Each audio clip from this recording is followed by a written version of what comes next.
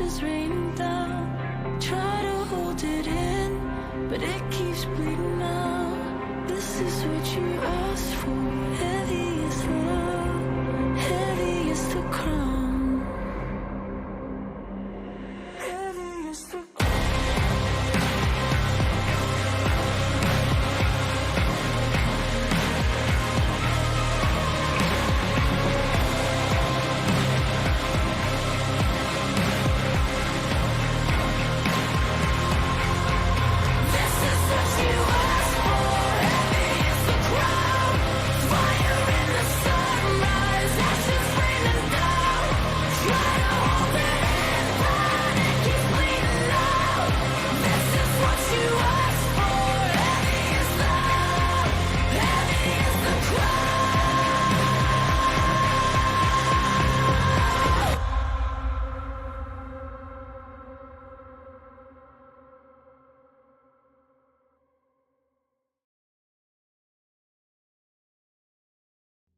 All right. Literally just picking up from right where we last left off. From beyond the veil of dust and darkness, a distant chanting rises, a broken liturgy of the departed. Out of the darkness shamble forth the ancient dead, mummified corpses of warlocks bearing markings of the cult of Zerial, their bodies cursed to guard this tomb you find yourselves in for all eternity.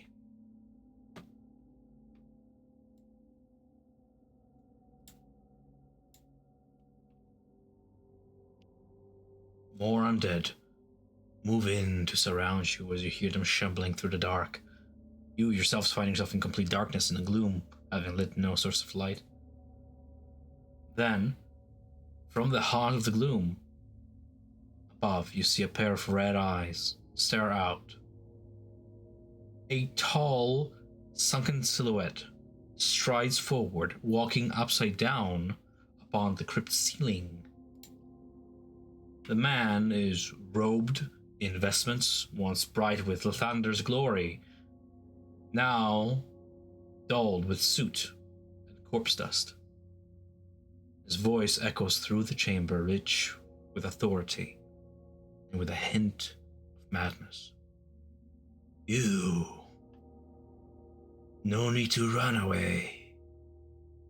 Gideon Lightward points with one accusing finger, the holy symbol of Lathander hanging inverted from his neck.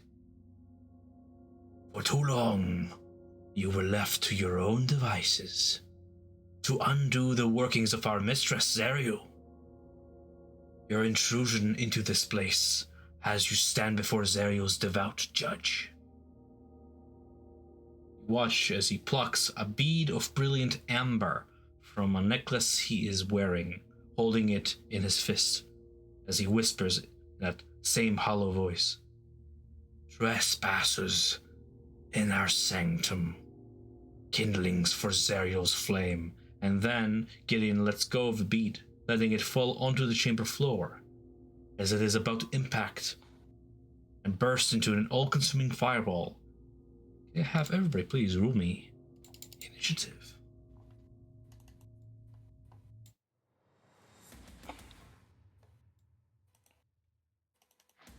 All right then.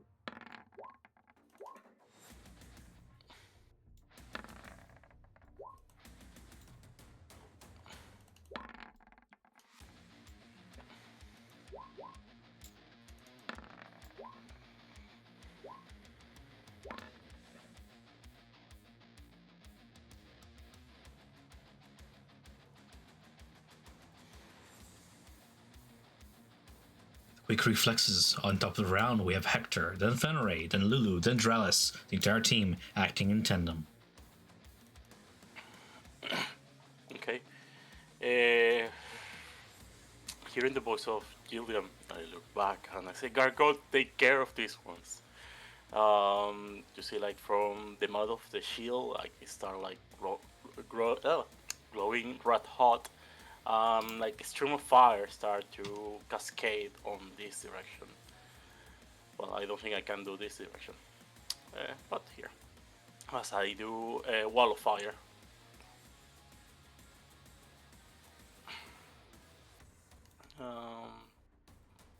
Wall of fire. You create a wall of fire on a solid surface within range of your sight, 100 feet.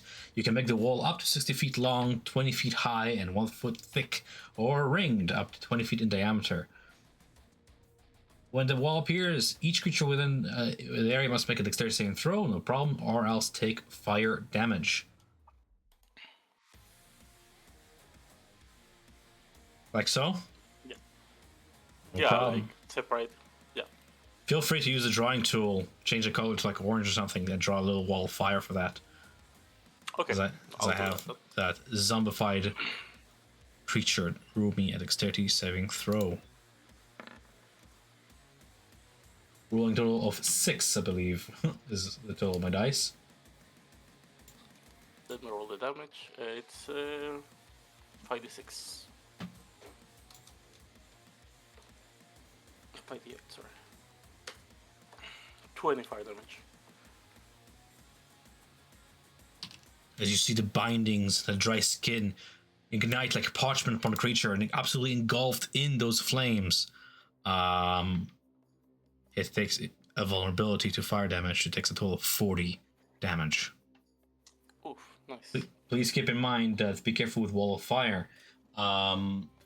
Starting your turn within it, Harms, on the side of the wall selected by you. Oh, I see, it's one-sided. Mm-hmm. Yeah, it will be to the south and to the west. Yeah, toward the core. That's where the fires lick inwards. No problem. Yeah. And use. Oh, should I reposition myself or not? No, I'm not gonna do that now. Yeah, and you see like the skin of Hector start glowing shiny as I cast Form of Dread on myself. And that's it. Giving the initiative to Fenrir. Right. Seeing that, Fenrir is going to. Ooh.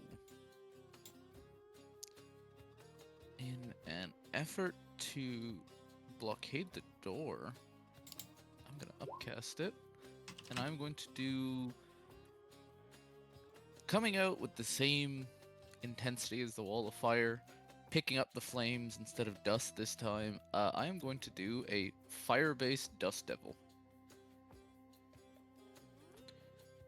Dust Devil is an occupied 5-foot cube of air. Elemental force that resembles a Dust Devil appears in the cube and lasts for the duration, which is a full minute.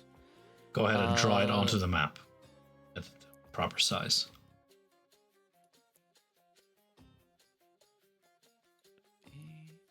Just there. Can I change? Yes, I can change the color. There we go. And everything around it. And if anything ends its turn within 5 feet of it, it's pushed 10 feet away.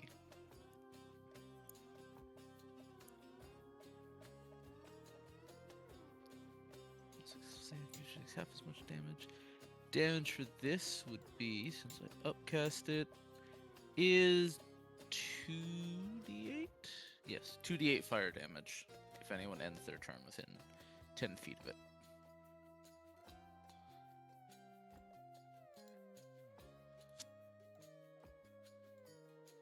Nicely done. Anything else in your turn?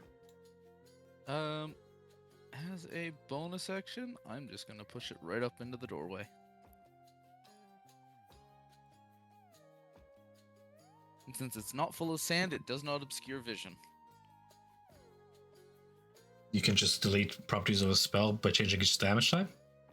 No, it's part of the spell is if it picks up, if it is I in see. sand or dust, it Very nicely obscures. done. Oh, alrighty then. End of turn? Yep. With umbral speed through the shadows, getting outward leaps from the ceiling onto the floor, and with inhuman speed, strikes at Tralis. Okay. Tralis, it's gonna be a... I'm rolling it. 5 plus bonus for 12 to strike against your armor classes. You feel a fist punch into your armor, a rattling chain, but not piercing through. Giving Lulu the initiative. Lulu see the evil that Gideon is, and she decides to make us stronger against such thing. She casts Bless on the three of us. Invoking Bless, choosing up to 3 creatures within range. Whenever those creatures marked by Lulu attack or save, you add a d4 to your roll. Yes, I'm just concentrating. Concentration.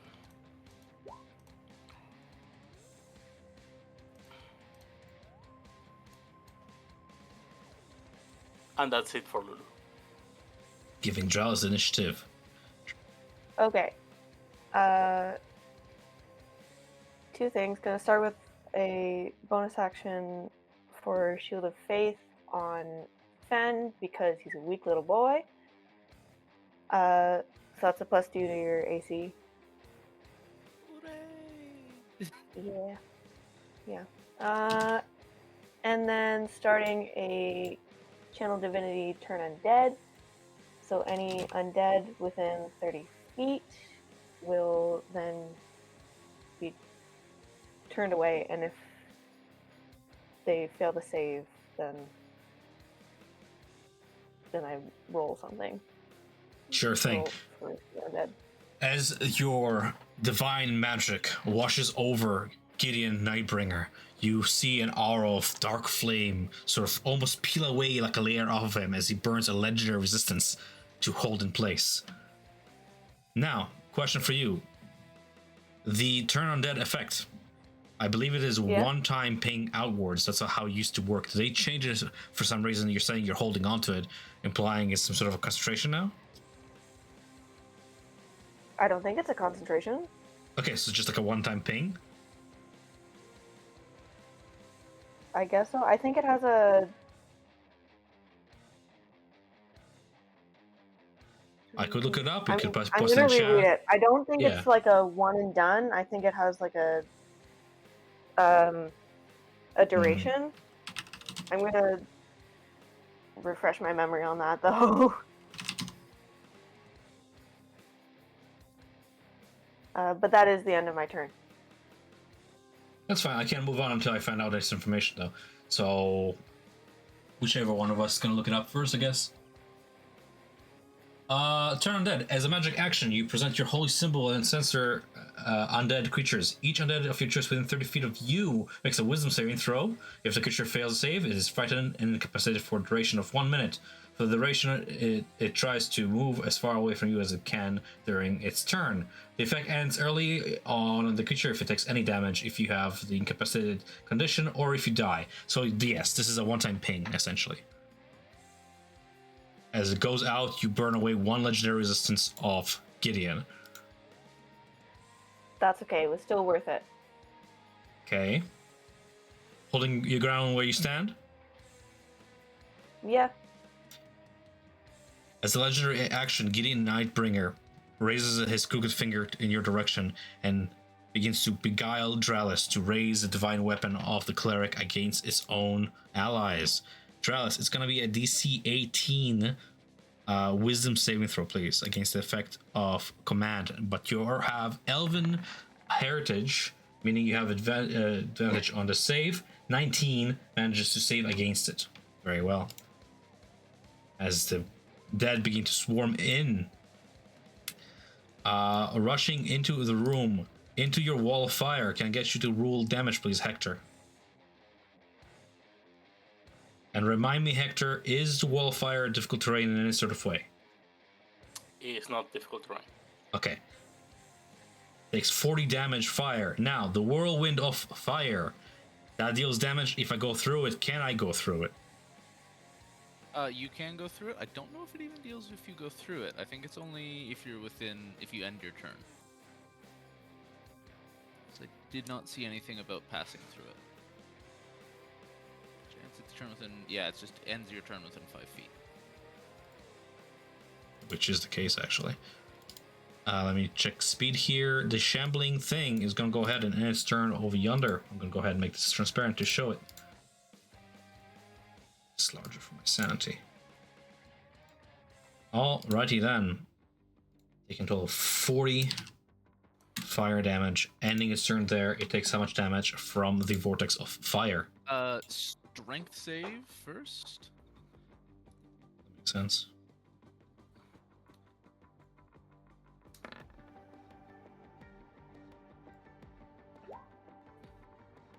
Eight.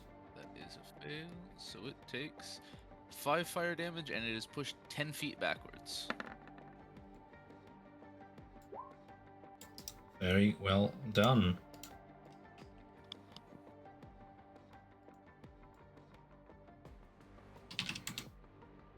The remaining shambling dead. This one begins its turn in the wall fire. Does it take damage initially with a dexterity saving throw? Yeah, let me see if it's when it start.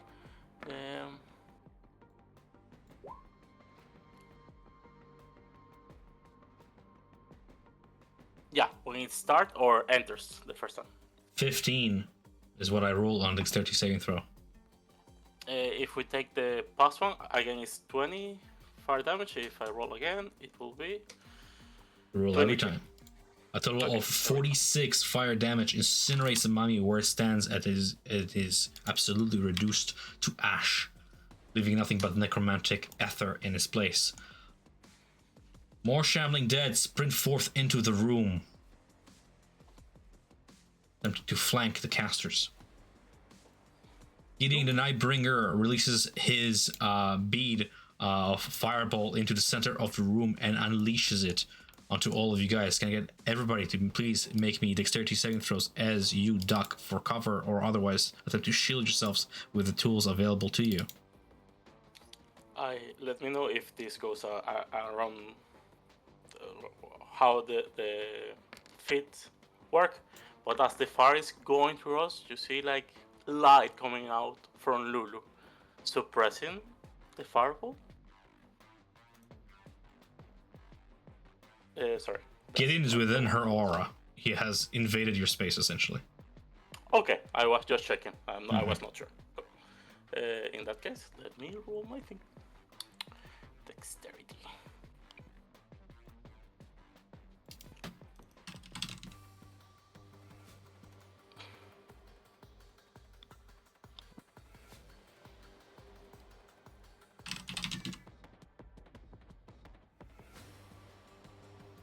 All right, so we have for Lulu 10. For Hector, it's a 14, I believe. Yeah. 11, 19. Yes. The DC for this, I'm just looking up the magic item in question, because it has its own set DC, I believe, not Gideon's. Bear with me.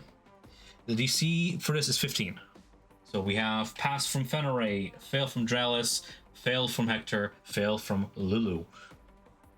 No. A total of fire damage. Thankfully, Hector, you have some shielding from this, I believe. Yes. 86 fire damage. Wait. 8d6? Okay. Fireball. Shit. 34 fire damage. Assaults It's into Ow. the room. It go. That's sorry. a lot of damage. Incinerating the mummy where it stands, hitting Gideon in turn as well. Gideon just sort of uses another one of his legendary resistance to resist the spell automatically if he fails his dexterity saving throw here against himself. He doesn't, he passes. And Gideon, do you have any immunities? You do, but not against this. As he takes a total of 34 damage as well.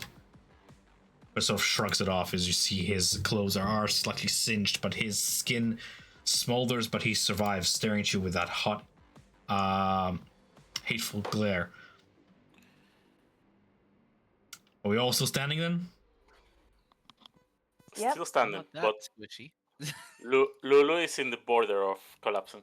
Mm-hmm. Yes, definitely border of collapsing.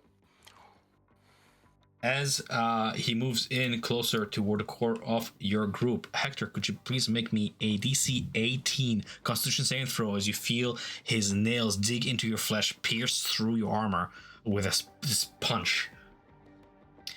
You feel for a pulse of like very foul magic course through you, but you manage to pull away and resist the magic before it takes full hold, taking only half of this damage.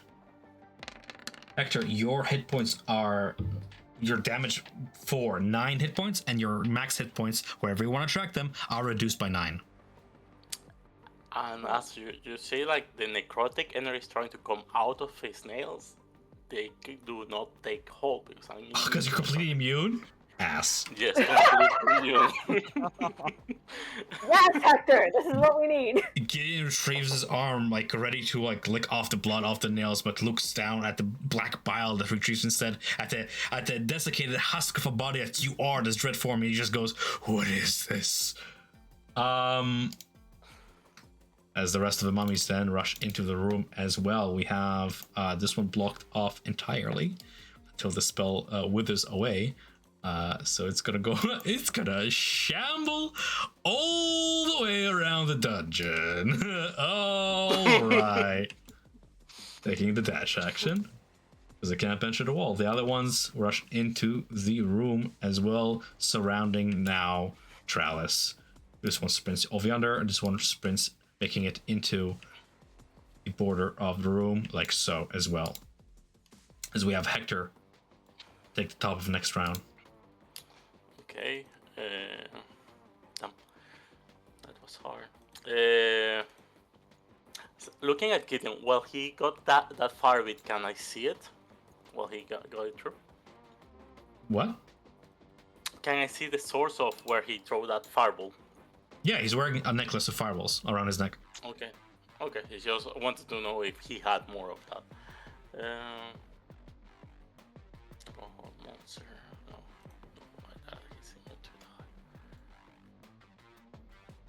Okay, let's go full on.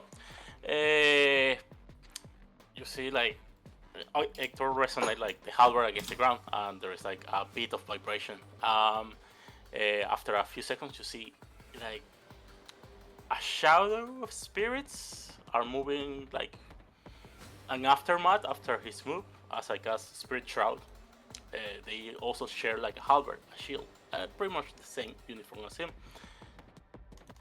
And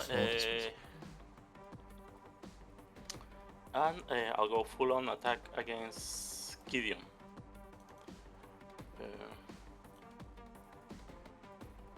So, first attack. Let me put this Spirit Shroud here. Okay. Hollow +2. Okay, the first attack against Gideon. 14 to hit. 14 does not strike versus his dexterous lithe movement. Okay. 12 to hit, same. 12 gets caught by his claws and sort of parries away. That's it for me. I'm gonna push the movement. As he parries away your blade and it kind of just skid across the floor, sort of sparking into stone beneath, he just looks you straight in the eyes and says, "Child of light, you did not earn that uniform." So, in between moves, I'm gonna go ahead and attempt to beguile Hector. Hector, it's gonna be a beguile. DC 18 charisma saving throw against the effect of charm.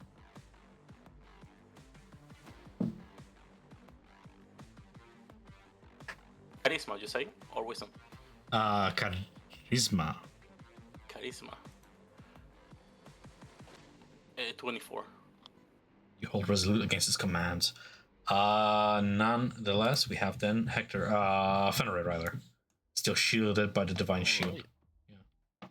Oh, he was gonna step down, but there is a mummy there.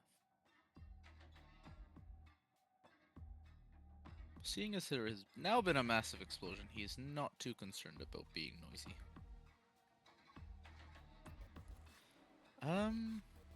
All the same.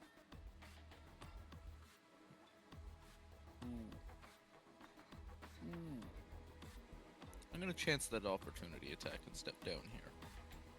A rotting fist comes bearing down, slamming onto your form for 11 to hit. No, does not.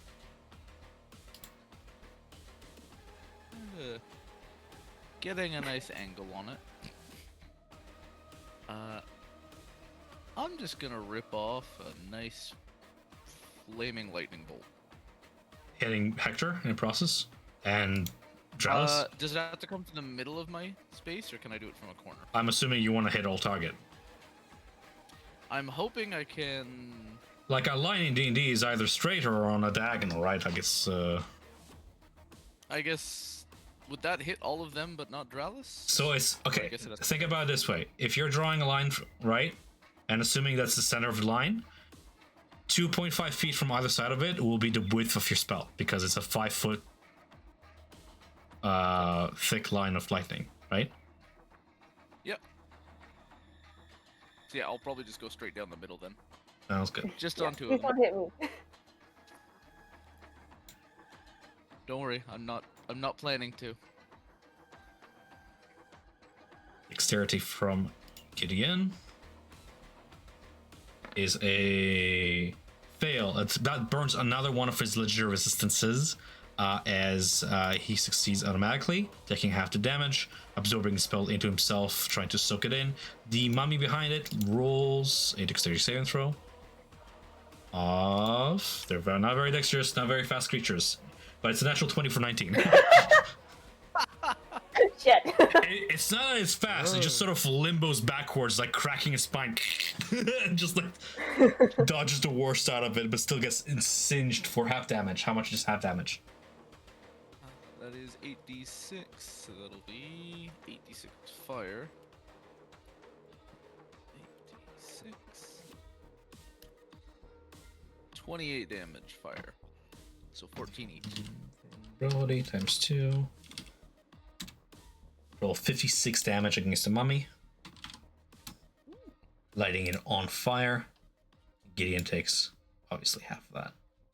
Actually, the mummy saves. It takes 28. Yeah. But it's double. Oh my god, that's so confusing. Wait. No. Because if it saves, it Equals takes up to half. 28 either way. Yeah, no, it equals 28. Okay. I did wrong math. Quick Okay. maths. Wounding it. Setting it on fire. Then we have Gideon taking half of that, which is 14 fire damage. Epic. Incinerating the banner behind it, sort of singeing it against the wall, blackening the bricks. Anything else in your turn? I don't have anything for my bonus action because the Dust Devil's gone now, so no. Oh, okay. You dropped that. No, I took damage from the fireball Fair and enough. it dropped. Unfortunate. Giving Lulu, I don't know what 2 bloodied means, but that's funny. True bloody. That she has 2 HP. Okay. Yeah. Too furious. Yeah, like that's what it means.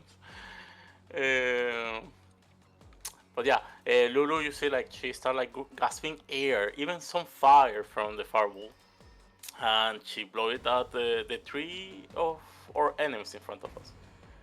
Can they do a Constitution saving throw DC 14 with disadvantage if they are evil? Obviously, they are evil. And Drelis, you're also of neutral alignment, so I don't know if that affects Drelis, but out the way we have Gideon. Am I neutral right now? Yes, we discussed this in Yeah. chat, remember? I know we discussed this, but I thought that we said that it was. Oh, well. Whatever. Yeah. Okay. Is there? I can explain. I can take time to explain it. It's if there's any confusion. In order to remain good in Avernus, it requires true, like, heroic resistance against its ways. The either nonchalance or dropping to rationalizing away, burning away soul coins is not a good deed. Not evil per se, but it's Yeah. definitely treading the neutral path. Of Yeah, I remember us doing that. I remember with Velstra. I thought that we also like undid it later. I don't remember why, but I know that we like went back on it. Well, I'm not talking about Velstra or that time. I'm talking about this week. We talked about it in chat this week. Oh, yeah. Yeah, Okay, remember? never mind. I sort of had a Yeah, whole I got it. bit about destroying souls should have consequences. Just not to be like, oh, your character is bad, but more like just actions consequence. Yeah. So Celestial Judgment rains down upon Drows as well in that case. This is Trumpet of Sparkles. Sorry, Constitution, you said. Yeah, no problem. Constitution. Gideon rolls a 15 plus 3 for an 18. I believe that saves. Taking half damage. The mummies are going to roll first one to the left of Dralis, and then one further back. Constitution. 1, 2. This one fails. The other one saves further back, away from it. So... Oh, I was gonna... Is that with disadvantage? With disadvantage, of course. So we have one failure, and we have Gideon ruling again. Just take the lower of the 2 rules. Absolutely. Constitution. 18 or 9 plus 3 for 12, failing. And then the one in the back, the mummy in the back, rolls a Constitution saving throw twice, taking the lower of the 2 rolls. We have 14. I believe the DC for which is... Yeah, 14. 14, okay. So these 2 fail. What was the total damage, Radiant? 19 radiant, yeah. 19 radiant, absolutely incinerates at Gideon. As he takes radiant damage, and along with that shroud of that necrotic shroud you've cast upon him, you can see that radiant magic is stopping his like unnatural undead healing. 19 and half of 19 is 9. To the back, zombified mummy. Dralis is ruling a save against this as well, right? Yeah. Yeah, Well, if he's not good, yes. Yeah. If he's neutral or something less, yes. Okay, just minor damage to Dralis, just 9 radiant damage to Dralis from the effect of the sparkles. Ow, Lulu. Sorry, not my fault. Somebody made me do it. I don't know what to tell you. Destroy all evil! Yeah, I'm gonna flavor this as like Lulu is actually like a little bit pent up in anger from you guys like doing those awful things to those souls and those coins. This is just like her being a little bit Taking petty. it out on me. A little bit of celestial Oh wait, I petty. took damage. I should probably roll another con save for the concentration on Fen. You got this. You got blessed too, so. Blessed fall, like Lulu lost it. Oh, really? Fireball is brutal. It was 34, so the DC was 16, I think. So yeah. 17, I think. So, There's also yeah. damage. Oh! Unfortunate. Okay, that concentration is gone. That happens, but it is your turn though, so. It's fine. That's okay. That just means I can concentrate on something else. And Fen's a little bit more vulnerable right now.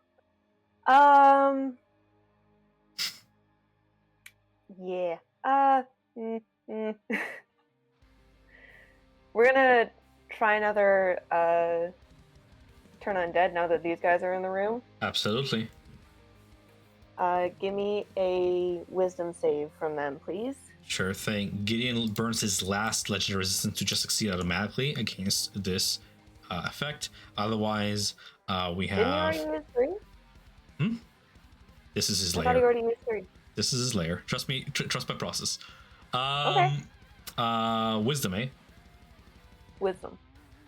Funny enough, wisdom is the only thing I have a bonus on. 5 for 8, and then 21 from this one, which makes sense. This one is on fire. It can't save against much. So one of them manages to succeed, the other one fails. Okay. The failed Frightened. is frightened, and I will roll 3d8, and it will take that damage. Brutal. Does the one that succeeded also take the damage? Like half or something? Each undead that fails its saving throw against that use of turn undead takes radiant damage equal. This damage doesn't end. It doesn't say anything about the successful ones, so I don't think he takes any. Fair enough. You manage to absolutely sear away one of the mummies. It was already on fire as it absolutely crumbles to corpse dust and singed bindings. The other two stand, flank you. Anything else on Drell's turn? One more thing, we're gonna do a fun little mass healing word for everybody who needs it, which I can do up to 6 people, so me, Yeah, Lulu, party. and whoever else. Okay. I think Hector needs it more than I do, to be honest. Hector is pristine. Oh, did you not take damage from the fireball earlier? It took my temp HP, not my normal HP. Must be nice.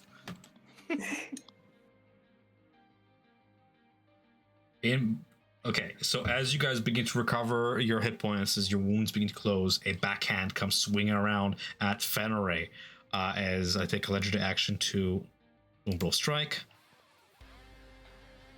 for a total of to hit.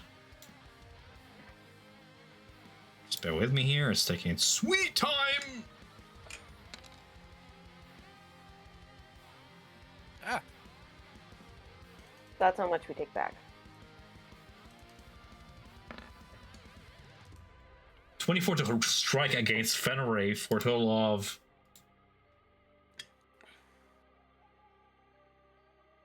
what's with the lag? Come on, roll 20. Let's go. yeah, it Put wasn't your letting shit me in, actually. together. I'm gonna start rolling actual dice if it's gonna black like this. Yeah, Yes. I'm gonna try. I'm gonna sentinel that. So, just a normal attack. Oh, 25 to hit from Hector. Okay, I'm gonna start rolling actual dice. I don't know what's going on with roll 20 here. 1d6 plus 4.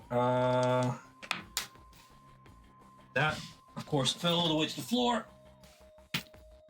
2 plus 4, 6 slashing damage from the claws, and an additional 46 cold. Ooh. 1, 4, 6. I roll a 7. Jesus. I had 46 and I rolled a 7.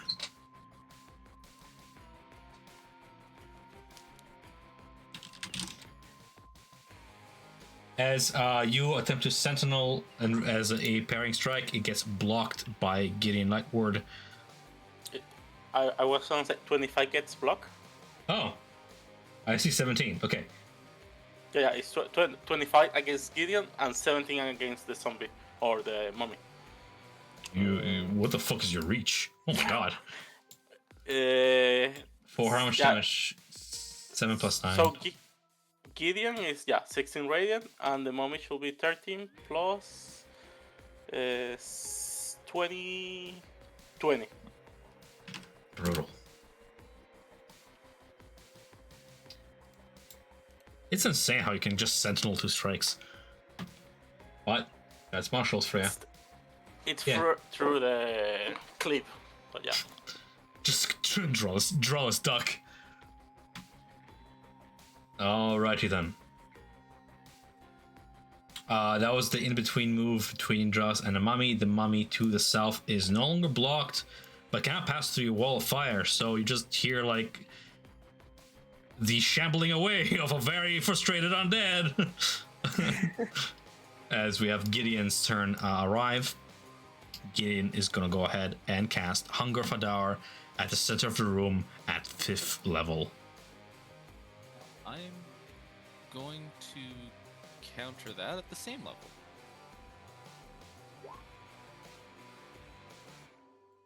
As he begins to reach out with infernal words, you counterspell him outright, spending away a 5th level spell slot to counter him outright. No, that's wasted. He is gonna go ahead and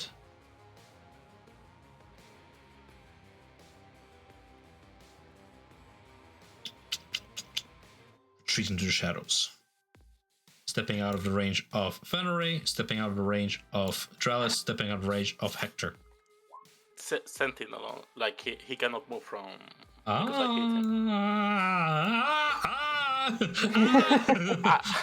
Like his leg has not regenerated. Okay, I severed the Achilles tendon.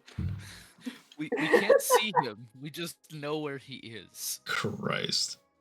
Alrighty then. Any bonus actions I can do? Well, in dim light or darkness, the vampire can take the hide action. I'm gonna. Well, you guys are in absolute darkness, aren't you? If Wolfire cast light, actually. Yes, I was gonna say that. Okay. Do remind me if you have source of light, because that's sort of important. So he can't even hide away. Brutal. I'm just going through his massive character sheet. Cannot regenerate, cannot hide away. I'm not rolling for anything. There he stays, vulnerable and at your mercy. The other mummies in the room are where? It's so fucking ridiculous. They're just like fast shambling around the chamber because they can get through fire. They want to north of Dralis, wounded by still railing, is gonna go ahead and strike Dralis with its rotting fist. And uses Dreadful Glare. Oof. Hector, against the effect of a Dreadful Glare, it's a DC 11, but just I don't know if you can even fail this. Wisdom saving throw from Hector against the effects of a Dreadful Glare from the Husk of Necromance. I'm pretty sure I'm immune to frightening, but 20. They don't know that, right? Do not know that. And then Dralis is going to be 2 Rotting Fist strikes against you. Trying to penetrate through armor. I have a 19 plus bonus for 24. I believe that penetrates through armor. Yeah. Yeah, I'm just waiting for it to roll damage. Do it multiple times. I'm gonna take the first few. Jesus.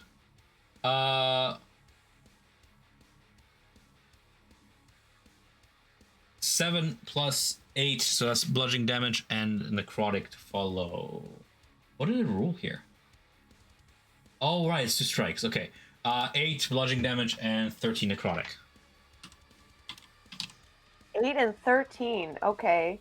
So that's 21 total. 21 total. And you're a creature. And? Yes.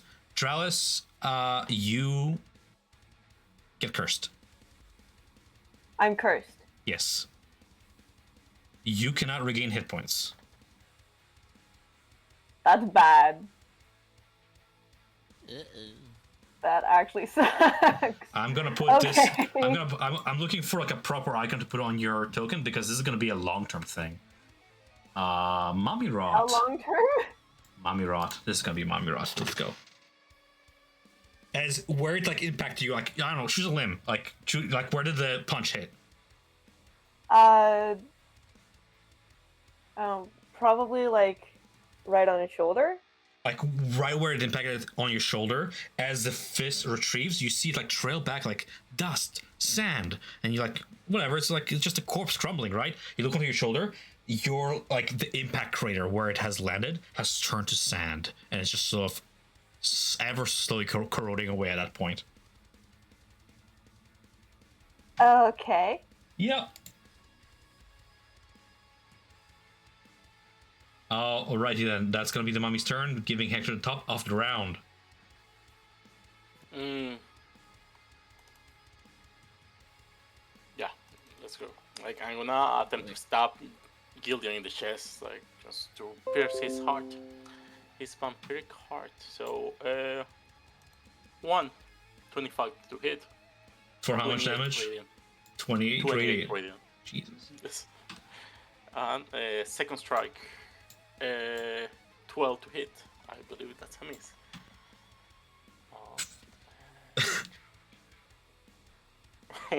What? No, like just massive damage. Like you just see like reel back from that hit. Yeah, like, oh, you should have never walked away from Latander. It's light. Bonus action, jump on me, because bonus are always nice. That's it. What's bonus action jump on me? I mean casting blood jump. Oh, okay. Fenray then. I just take I'm just gonna take a petty punch as a legendary action because I can and I should.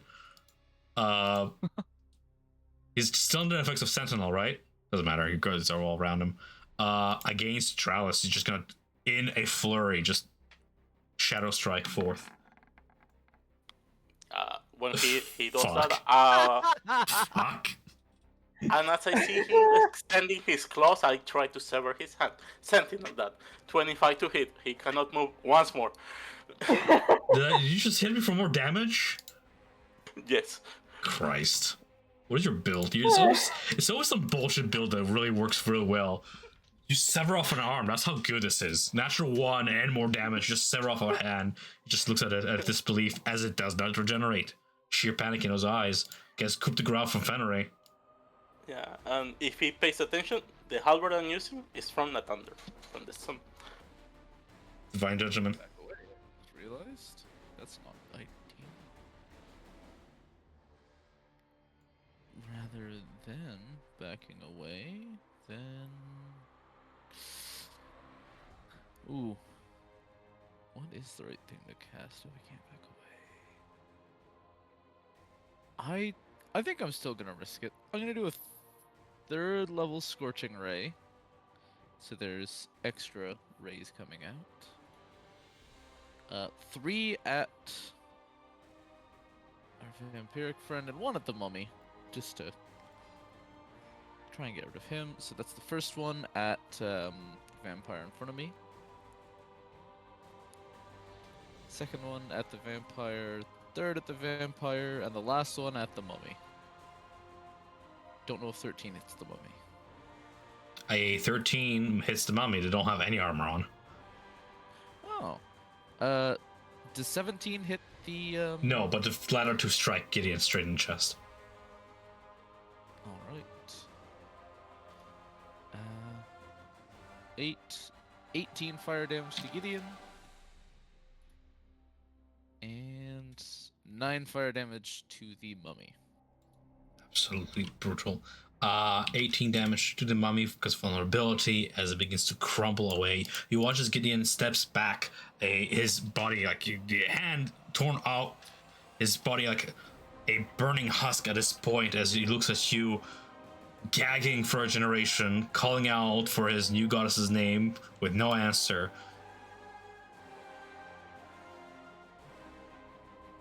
And then crumbles away to ash. I always forget what fire does to regeneration. The other zombified husks collapse on the floor, not moving anymore. The purplish like light from within them dimming away into nothing. Leaving behind only wraps, bone dust in the air. We are out of initiative.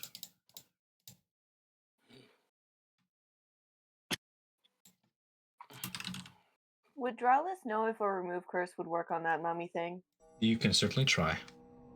Okay, I'm gonna cast remove curse on myself and see if that works.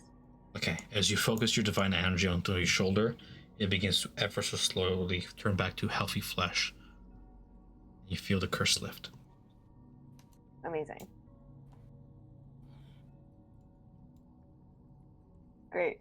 Not that long term. Phew. Don't blame Gideon for what he did in life. He was righteous.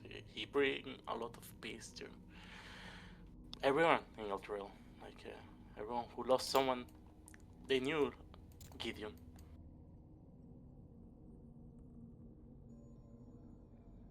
You watch from the remains of his corpse, from that blackened husk. There's like this mist pouring out of every pore, out of the mouth, through those fanged teeth. An unnatural mist that sort of begins to swirl about and dissipate in all directions, away from the corpse. A misty escape. Bastard. That's not a good sign, right?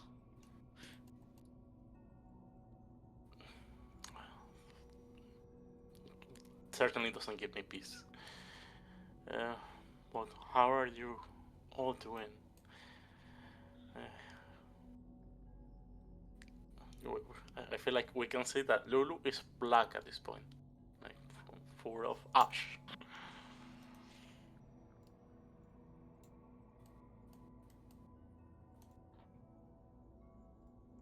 I've had better days. um, How's everybody else doing for hit points? Because if we're all terrible, then I can cast a prayer of healing. Lulu is quite terrible.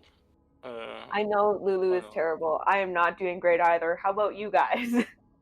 I don't know. I'm just Hector is Bruises. No gashes or burns yet.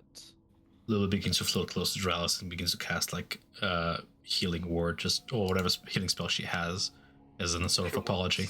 wounds. I think she has cure wounds. Yeah. Yeah. I'm also gonna cast a prayer of healing, and everybody who would like it can get 2d8 hit points back. No problem. And Lulu's gonna go ahead and heal Dralis for a total of 10 hit points. She sort of apologizes and says, I am sorry. I didn't mean to hurt you. But did you learn your lesson? Yes, Lulu, I learned my lesson. I'm sorry.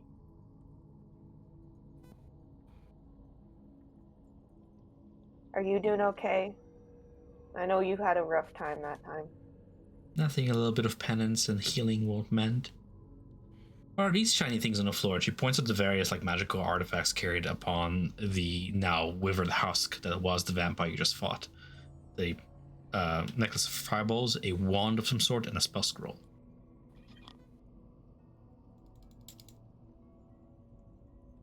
Trellis would like to pick up and inspect the wand.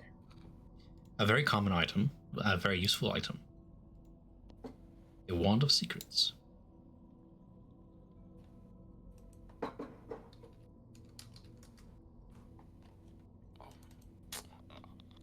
I'll reach to the closest thing to me, to the necklace.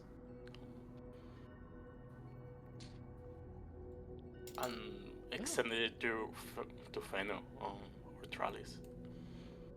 This should be useful to keep us alive, especially against more mummies if we find them. Yeah, he side eyes towards Lulu thoughtfully. I don't. Would it be righteous hellfire on us next time if we give it to Lulu?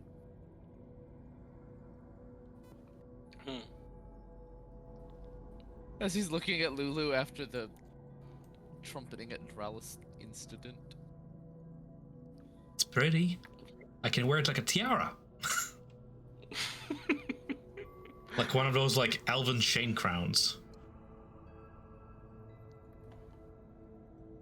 Yeah. Very true. Fits. Okay, so You look very beautiful, Lulu. we're weaponizing Lulu. Okay, Lulu has the necklace then. Okay, you see there are 4 beads remaining. Okay.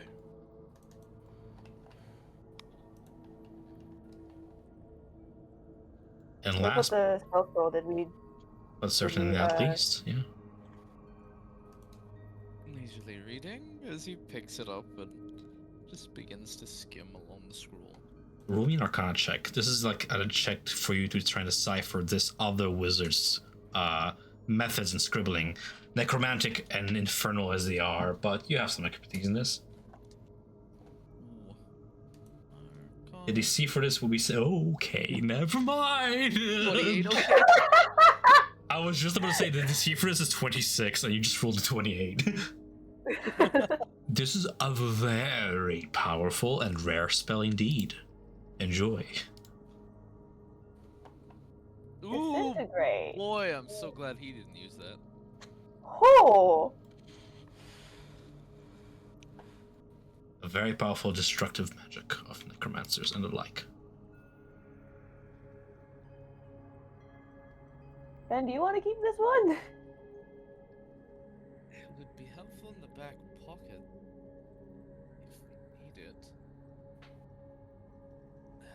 like I'm close to being able to just grasp this sort of spell myself, so it could help launch me into that. I have a question to the wizard. Even if you don't have access to spell right now, can you copy from a spell scroll, or you need to have access to spell first? I think you need to have spell levels for it. Okay, I see. But you can't copy the spell scroll if you don't know the spell. Like, you can't, like, reproduce this. Oh, duplicate? No, I cannot. Okay, that makes sense. I can only make scrolls from what is in my book. Gotcha. So But a I can't add very, it to my book very or rare have it resource on. indeed. Okay.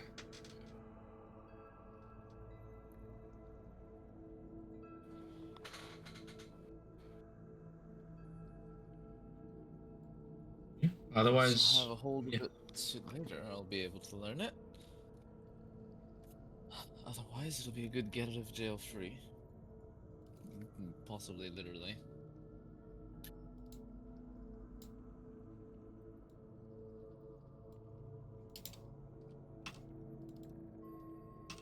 I can't see, says Lulu, and she taps her own forehead. A few beads of fireballs begin to glow as she casts light on the object. Oh. So cute. Okay. Righteous fury. The best way to light a room. Napalm. Lulu really does light up a room. Thanks. We should keep moving then. Yeah. Does everyone feels to a task or need a break? What are we looking for? We're looking for Olanthius, Lulu. They should have a clue of wherever the sword was left off.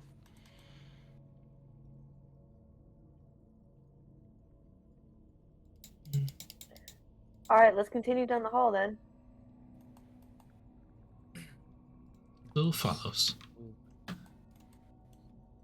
There's a certain chill that was about this place that still lingers because it is subterranean and made of stone, but it's not so unnaturally cold now anymore. Maybe it is the lingering of the fireball spell, maybe something else, but you feel as if a very cold, ethereal, mystic presence has left this chamber.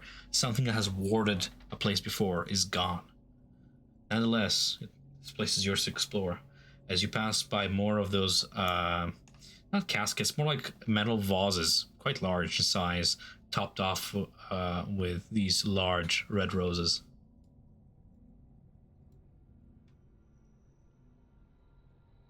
All right, let's continue down then.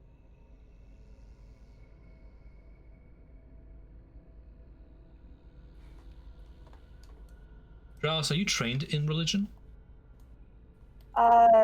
Yeah. As being proficient in religion, your character would probably know that there's a purpose to these roses. They're like magically enchanted with a very powerful sort of a gentle repose spell, a clerical rite to hold the dead at bay.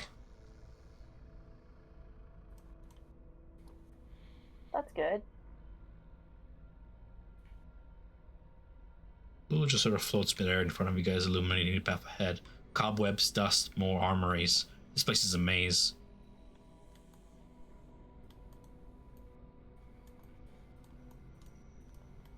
What a store of weapons.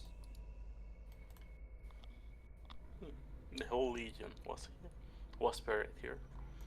Makes sense. You get a feeling this is just one floor of a much more massive temple to the dead. But as you continue walking around and around this labyrinth, minutes turning to more minutes, at the cusp of an hour, you find yourself sort of walking around in circles, almost. And there's no sign of Olanthius or anybody really.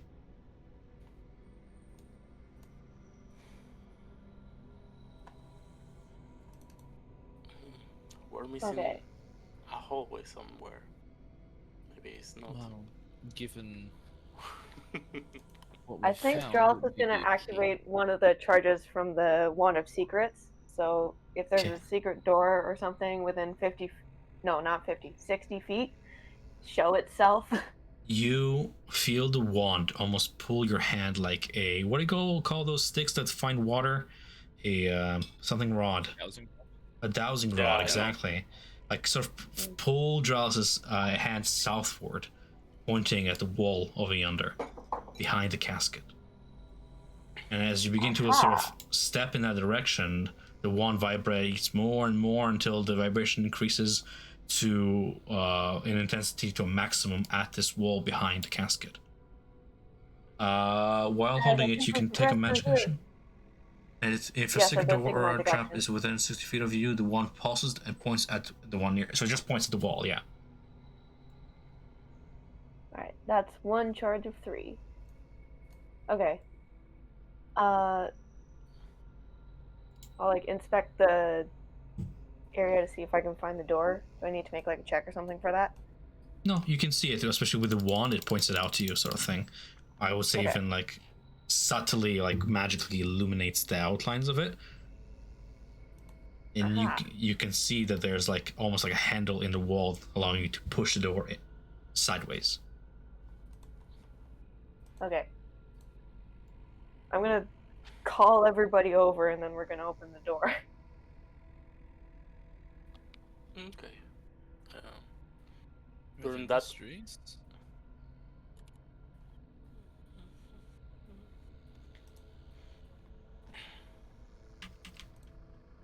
Who floats nearby? Curious.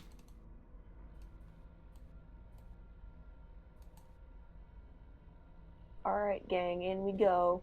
As you enter through the threshold of the door, you feel a pull against your skin, your body, as if something is pushing you back ever so slightly, as if you're entering like very cool waters. But you pass through. You have just passed through some sort of a ward that allowed you through, so to speak. And as you disturb the ankle-deep mist, it parts to reveal a ritual circle. Daubed in blood on the floor.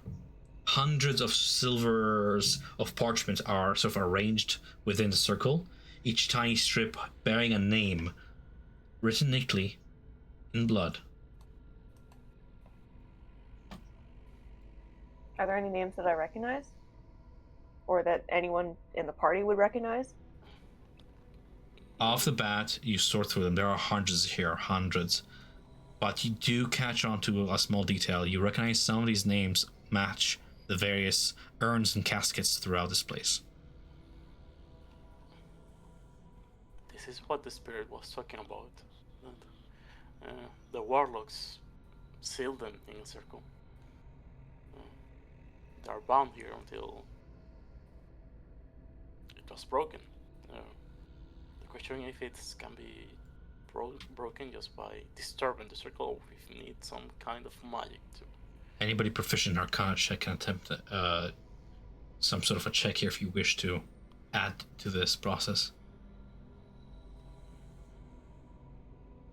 Feno, you're more expert on this than me.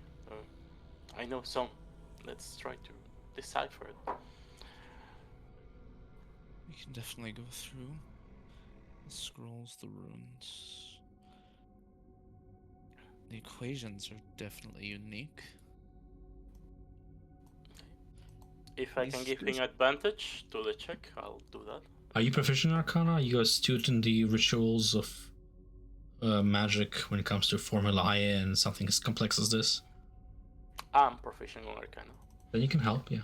You can give advantage on check. So, Feno, it's all yours. So with a 16, and with Hector's help, Fenrir, you can discern that the purpose of these papers is clear. They bind the warrior souls to the steels contained in this tomb. A steel is a large slab of stone upon which many, many names are sort of engraved upon it, like a memorial. So this ritual sort of compels these warriors to serve Zerial in death by the terms of their original oaths to her. Maybe by destroying the papers, you can disturb this whole connection, this whole ritual somehow, and release the night's souls from servitude.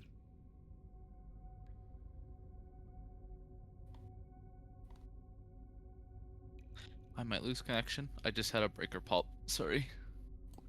So, as Fenrir investigates further, various sigils are written on each of these pages, protective wards, and you can tell that unless these papers are destroyed, the ward is still active. I'll proceed to slash through one of the papers. You see a necromantic greenish black mist rise from the paper as it is destroyed, like destroying a spell component. Some tether has weakened within this place. Can we keep just going. step out of the room and set it on fire? Just to speed up the process? Sounds like a good idea. Lulu grabs one of her fireballs. I Yes, got Lulu, it, you get to guys. use your new item. Clean all evil. But hey, Lulu, wait. I'll give her like the flint and stone. Here, a torch. Does the same. Let's risk of bringing this down. But this is more awesome. Plus, Fenrir volunteered as tribute. A sacrifice for the gods. I did. Come on, Hector, let Lulu have some fun. So yeah. Only a little Roll. bit of blood. Roll persuasion to convince Lulu not to waste one of the beads. Okay. With her childlike wonder and the ever-blooming pyromaniac seed you have planted. Okay. I'm selling the flame in the torch. Let's see. 27. Oh.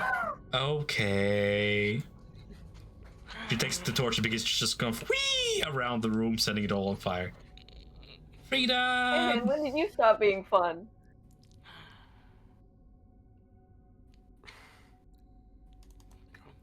Anyways.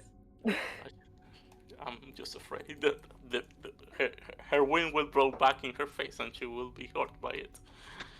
Ever so slowly, the entire room begins to engulf the flames starting from these bright orange to green as you have absolutely incinerated the papers within.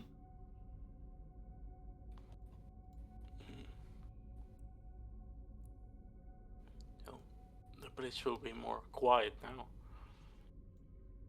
But unless there are more secret rooms, there is an area we haven't found yet. We haven't explored. Where the field was keeping Yeah. us at bay. I know the way. Maybe if we try going to a bigger room, then I can try the wand again? Does it reveal all secrets? Even Hector's? Hector's secrets? Yeah. Even that weird shield. Just Hector whispering in the corner, just to himself. Don't want to kill him. Just smash cut to Hector, like in his, like, the void that is inside his head. Oh, I don't think it can do that, Lulu. Sorry. Don't worry, Hector will share when he's ready. Maybe it can open the secret door that is his heart. I wish that was how it worked. I used to know a barbarian who used to do that a lot to people. He opened their hearts through their ribcage, and she says she just floats in deeper into this place. Okay, let's try another room for the. His name was What? Grog Wonderful. Strongjaw. I don't know, Lulu was just floating around exploring. You guys can, yeah. Yeah, I think I'll try the wand again in here. Okay, so what's the range of it? 60 feet? That's pretty big. Let me just I think, yeah. measure it with a nice circle, and it does operate through walls, so... Oh, that's a lot of feet. So in that whole circle, you feel no secret doors and no traps. Okay. So I'm just gonna leave you to linger until you tell me not to, but yeah. Yeah, you can take it down. Yeah. So, gang, there aren't any more in this area, and I have 1 charge left, so let's make it count. Otherwise, we have to do it the old-fashioned way. Come on, Lulu. We're leaving Fenrir behind. No, I'm here. It's Where okay, is Lulu. Ben? Oh, I thought he was behind us. Spirit.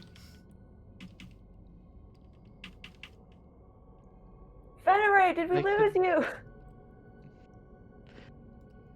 Just a little slow to keep up. Gets caught in a cobweb somewhere. It's like an extremely thick cobweb. Gelatinous cube. Whatever you do, It's in don't my get eaten by a head. spider. Don't give me ideas. Shit sucks. Ivan, Gelatinous Cube will kill you guys here. Don't give me ideas. No. The place is too dirty to have one. True. Yeah, Good the adventuring Vikings. skills. Yeah. So Hector, as you navigate to a familiar chamber, you see that veil of mist is no longer there. That was blocking your way before. Okay. I thought the scroll of disintegrate will work on it, but it won't be necessary.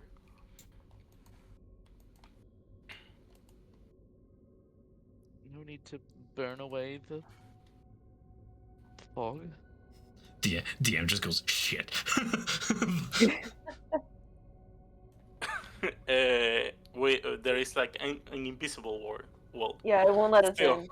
my hand still like push and I cannot. Oh, you're serious? Hold on, let me remove it. Yeah. I thought you were being nice. I thought you were like, oh, there's an invisible wall here. If only we had a disintegrate scroll. Spell magic holds me back. Anyway, into the room we go. No, I'm just being nice. I feel like it gets deserve that. So, the room you guys walk into, this is major development. Let me just scroll to it. This is 4 memorial steels stand in this hall, each engraved with hundreds of names.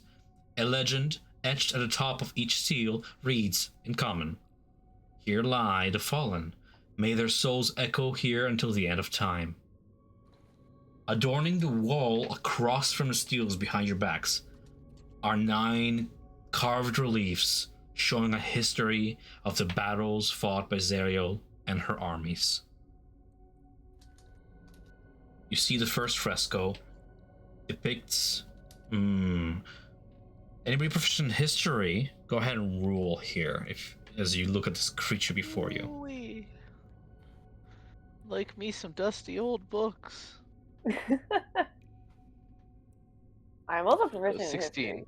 16? It's not advantage. It's okay. 16 is enough. No, You can I give him the help action so he does have advantage? Sure. With a 20, you clearly recognize with confidence then the demon lord of Knowles, Inagu. I wonder if I can, for the sake of funsies, show you guys a picture of what Inagu looks like. Yeah, I can. Bad. Yeah, for anybody who does not know, is not familiar with lore, Inagu looks like this. As he leads a combined force of demons, Knowles, down on the small village of, part of the same history check, 20, this is Idleglen. Idleglen is nothing but ruins nowadays, but 130 plus years ago, it was still standing. You see Zerial in her angelic form and her 3 generals, Yael, Olanthius, and Haruman, lead an opposing force out to meet the Knowles and Inagu. A second fresco depicts a hideous portal ripped open in the middle of the battlefield. Inagu, already halfway through this portal, clutches Lady Yael in his clawed fist. Her eyes are wide as she cries out and reaches toward Olanthius and Zerial. Her own troops all slaughter around her. Zerial, atop a golden mammoth you recognize to be Lulu, leads a charge toward the portal. As you guys sort of inspect these two frescoes, there are others, but I'll give you guys a pause to discuss if you so wish.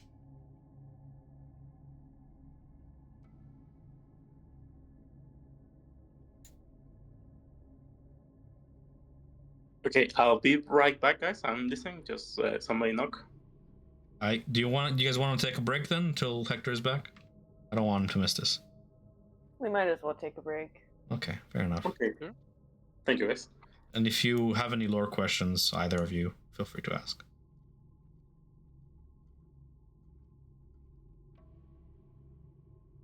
This is a nerdy lore bit here.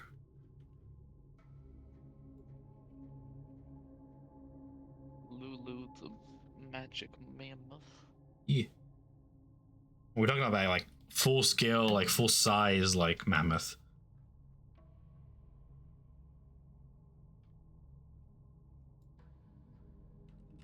Monumental mammoth. Yeah, I think I have a picture of.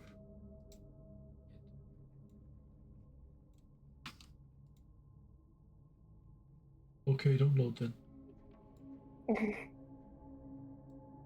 Put me a blank image.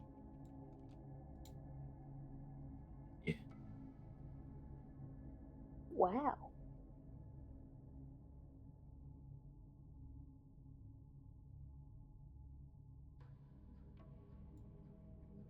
I'm hearing a metal soundtrack in the background.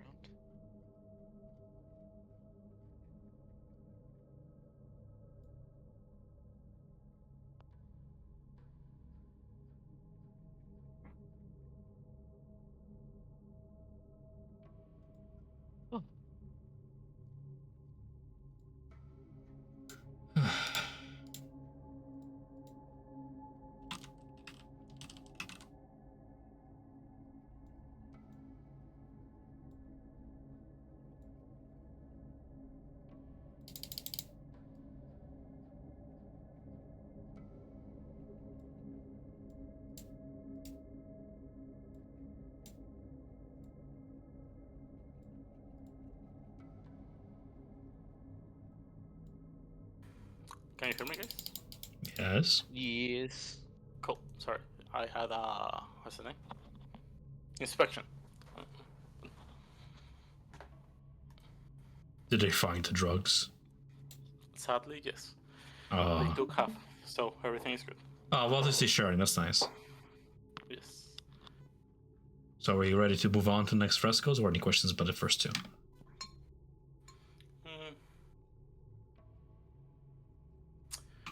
I'm just trying to. When the fresco was like in the battlefield with Yenagu, right? Yes. With the portal. Yes. And they were pointing to jump back into a portal to abandon the field. That's how I. Out of the portal came out Hinagu. Okay. Okay. So grabbing with a fist Yael and dragging her into that portal. As she screams out, reaches toward Olanthius and Zariel. Her soldier's dead. As if she's getting kidnapped into the abyssal reaches. Okay. The third fresco shows a scene on the plains of Avernus. Lady Yael has freed herself of Inagu and is slicing her way through the gnolls and demons to rejoin the armies from the South Coast. A fourth fresco shows a mighty force of devils approaching the flank of the clashing armies. A large contingent of Haruman's army is being led away by a lone, pale, golden-eyed figure on horseback toward the portal to Idleglen. Lord Olanthius, Lady Yael, and Haruman's remaining forces surround the demons. Inagu is fleeing for the river Styx. Zariel is in combat with a peat fiend, her face twisted in pain as the peat fiend's blade slices through her wrists on her sword arm. Her hand, holding her sword, is severed completely.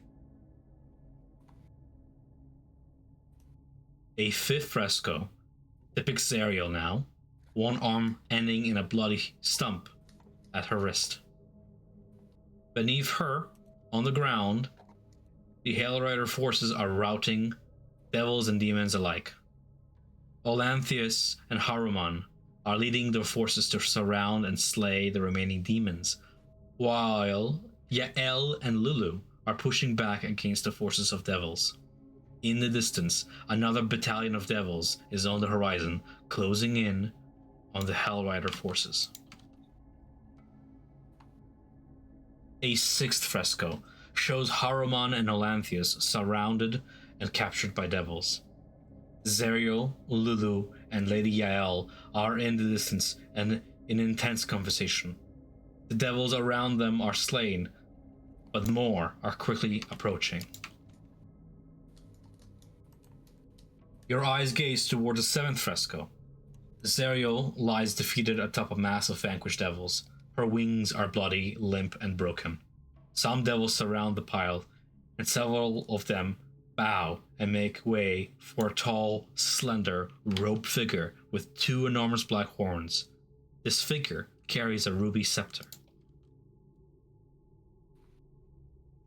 The eighth fresco shows Archduke Zerial, now a fiend, as she stands before a kneeling Haruman and an audience of devils. Haruman's head is bowed and holding his sword in a ceremonial gesture of swearing fealty. Olanthius stands behind Haruman, his face a mix of disgust and anguish as he reaches for his sword. The ninth and final fresco looms before you. Archduke Zerial kneels over Olanthius' body, his own sword plunged through his chest. She holds her one hand over him, channeling fiery magic into his corpse. In the background, you see the twin standing stones of the entrance to this very crypt.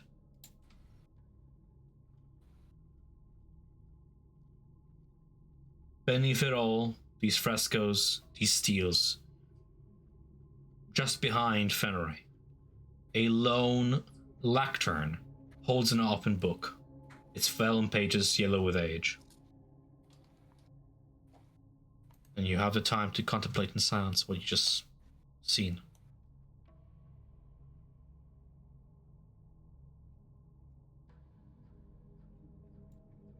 There's the entire fall of Zariel. Every detail etched in the fresco.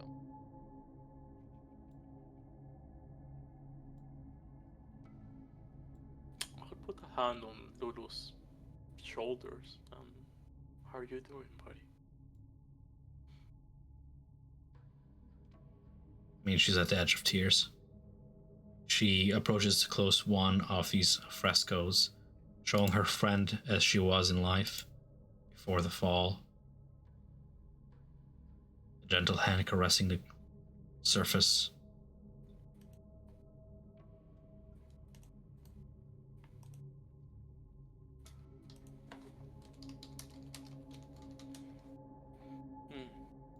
Letting Lulu doing her thing.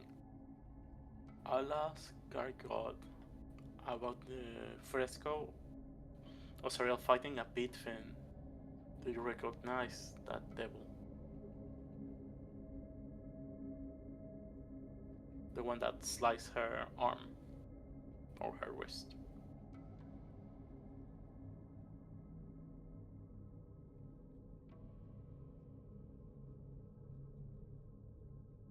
Buddy? Yeah?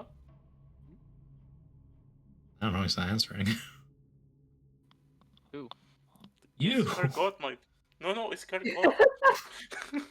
Yeah, he's asking Gargoth. Oh, I thought you were asking Fenro. No, like... Well, Fenno, do you recognize the pit fin? Gargurf would recognize him as Bell, yes. Ah, it's Bell, okay. I was not sure it was Bell. I swear you said Fenrir, I'm sorry. It's okay. I was like, huh? I was listening.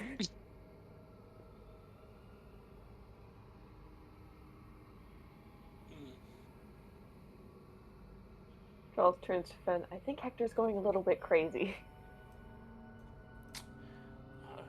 I truly wonder what Asmodeus promised to Cyril for her to fall so low.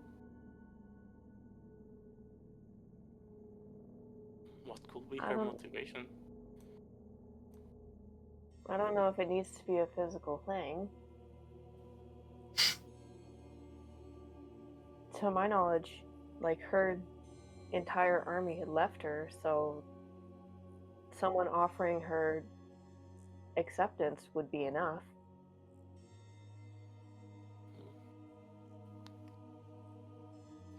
Acceptance from the thing that she promised to destroy. Hard to believe that will be enough. Doesn't Candlekeep was anything about that, Fennel?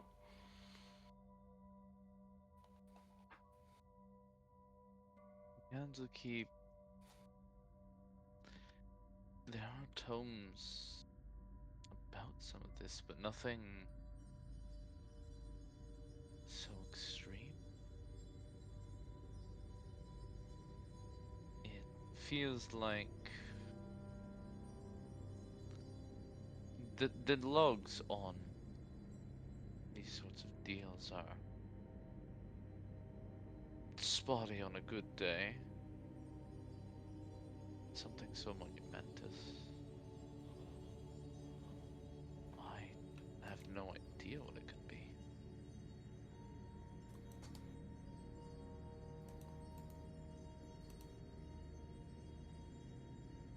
While Fenrir might not be sure about this, you know one individual of Candlekeep who is an expertise on this. Silvera.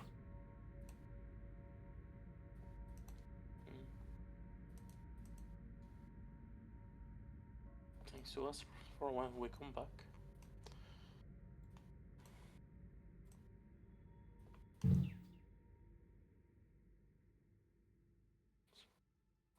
I think Fen is going to try and take vague sketches of these as best he can as they're looking. To the best of your ability.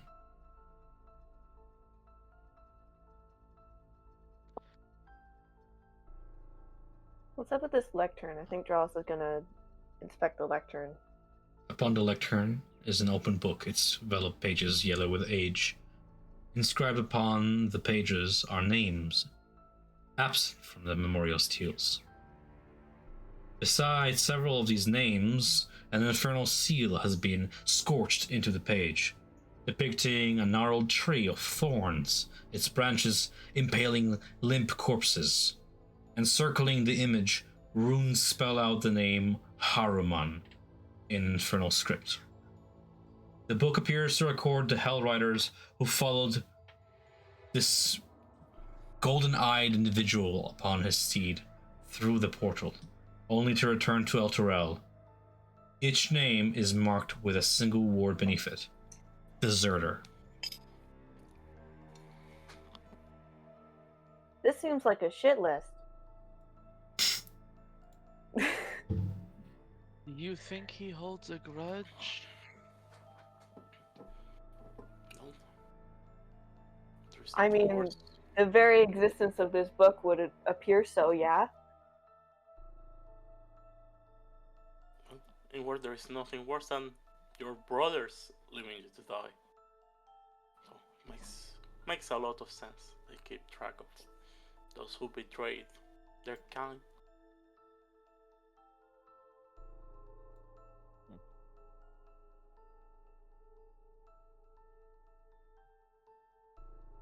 Concerning prospects.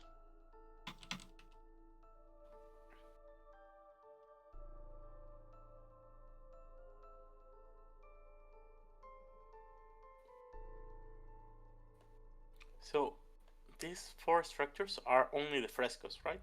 Or The frescoes I'm are missing upon the walls. These are the steels. okay, got it. Completely wrong.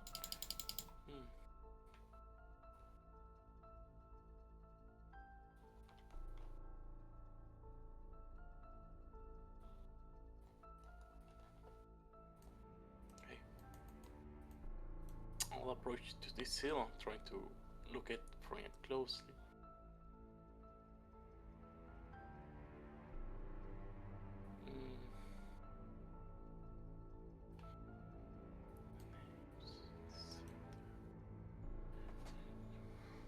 Lines upon lines upon lines of warriors' names striking onto the stone.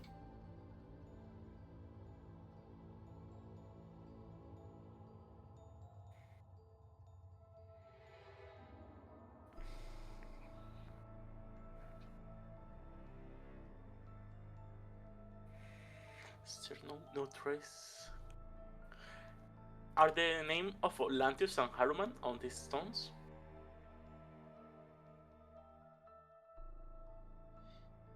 No. No.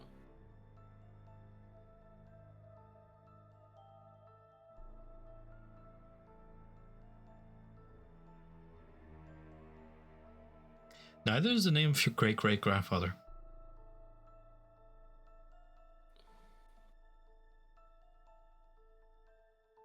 No Antonio Salazar. Antonio Salazar.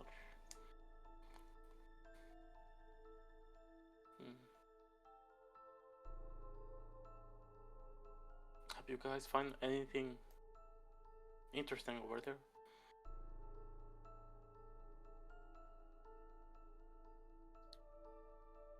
Check if you're muted. I'm just curious. Oh, yes, I bumped it. That's awesome. Uh,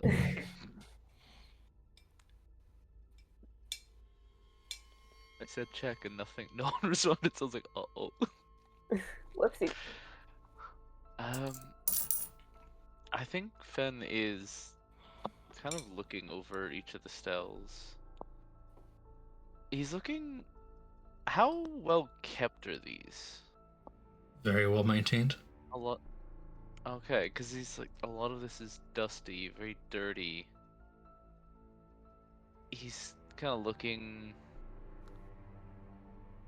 over, just investigating seeing that it's well maintained, kind of the idea that this is very important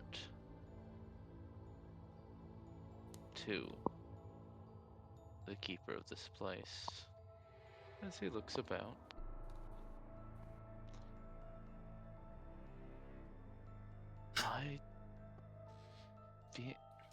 He holds a hell of a grudge. And these seem to be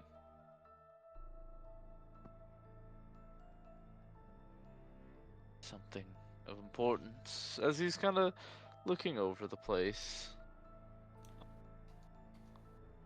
Are there any names that stand out on the stells to him? Not to you. These are all Hell Riders, champions of the past. But I don't. Okay. Does Fenrir share any ancestry whatsoever with the Hell Riders? He would not probably know. So I'm not sure what they would stand out to you. Say. That's fair. As Dralis is like flipping through the book, does he maybe see like Hector's last name? Does he see like Salazar in there somewhere? No, which is also telling. Okay. No, your great grandfather was not a deserter. Yeah, just to check if I'm following. The book has the name of the deserters, right? Correct. Yeah. It's separate from steels. It's like the names of deserters were not worthy to be put into stones for remembered, whereas the steels are memorial stones binding the warriors to serve Zerial under oath. The names upon the vellum, the pages of the book, seems to be more like a book of grudges with a special seal upon it. A tree of thorns bearing the name of Haruman. This is not Haruman's place, this is Olanthius' place. Olanthius was charged with one task, Haruman with another. What did Mordecai tell you?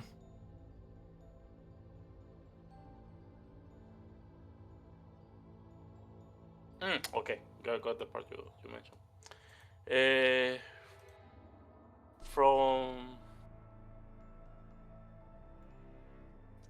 from what we had told, like, and what this place seems like a place to honor the Hell Riders, but it's more like a prison for their souls.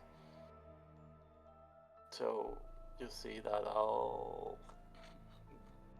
like, out of mist, like a warhammer will appear on my hand, and I'm gonna smash it against the plague that's in front of me. As stone begins to shatter away and the names begin to sunder off, you see apparitions apparate out of the walls, ghostly figures of knights clad in various armor, and one by one, as the names are stricken from stone, they sigh with this long relief and begin to rise up ever so slightly and fade away, becoming transparent mist, freed from this plane. Yeah, and I'll keep doing that until it's just rubble. Are you destroying all the steels? Yes. Each of you receive the effects of a bless spell. This will last for the next 24 hours. Nice. As you have effectively freed the spirits bound to this place.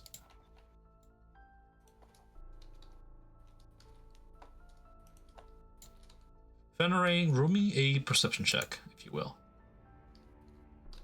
Oh boy. I'll let Draus roll this as well, because you guys seem to be standing in the back watching Hector do all the work, so time would pass for you to linger in this room long enough. Roll a perception, you said? Yeah, perception. Just to sort of look around the room. 12. 5. That makes sense. Stone, dust, and cobwebs. The frescoes now destroy steels and a book.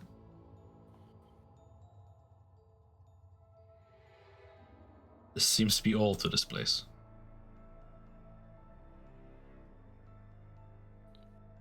That's also what Fen sees? Both of you, I mean, the highest you rolls is 12. Whatever more this tomb and crypt might hold is just veiled from your sight. With the only thing remaining will be the book. Do you want to keep that, Travis? Oh yeah, I'm sticking it in my bag. It's my book now. Okay. As you lift it off the pedestal, it flips closed. You see the cover reads something along. You don't read Infernal, you're not fluent. It's very complex, but you get the idea. This is like Harriman's volume of Deserters, and this is like the third book of a series, and it's quite thick. Wow. So this one seems to be the latest in a 3 vellum series of tomes, most recent being the last 40 years or so of recorded names. Wow. The rite occurred 138 years ago. That's really recent Exceptionally then. curious what he counts as a deserter.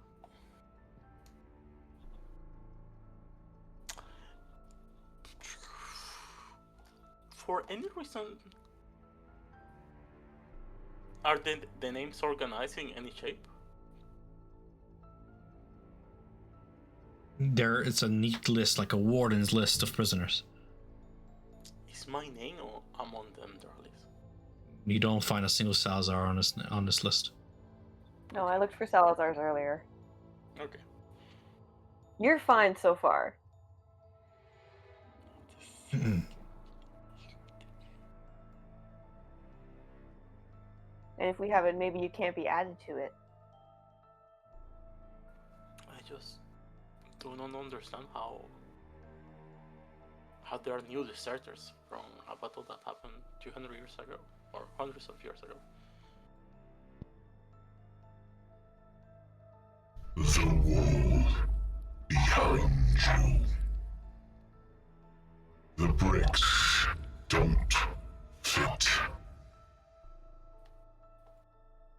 as a shield. He drew us the shield. Points out, I'll check that wall. Check the bricks. One by one, start pushing one until one keeps.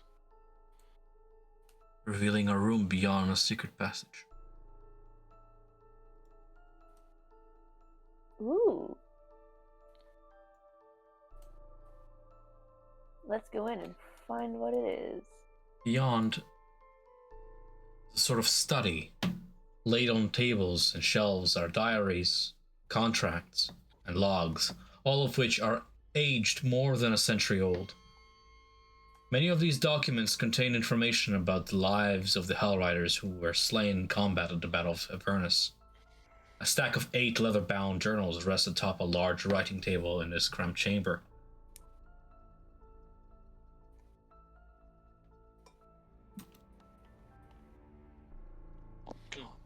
Contracts. Everything. He's gonna slowly gather up and flip through each of the contracts. Something that catches your eye, Fenray, given your area of study, is that whoever this room belongs to, which seems to be Olanthius, has been researching ways of circumventing devil contracts. Undoing them, out-tricking them. Making little in terms of progress, but a valiant effort was made. Research after research, factoid after factoid, gathered, tested, found to be false. As Olanthius moved on to the next thing, trying to find a method to undo what was done.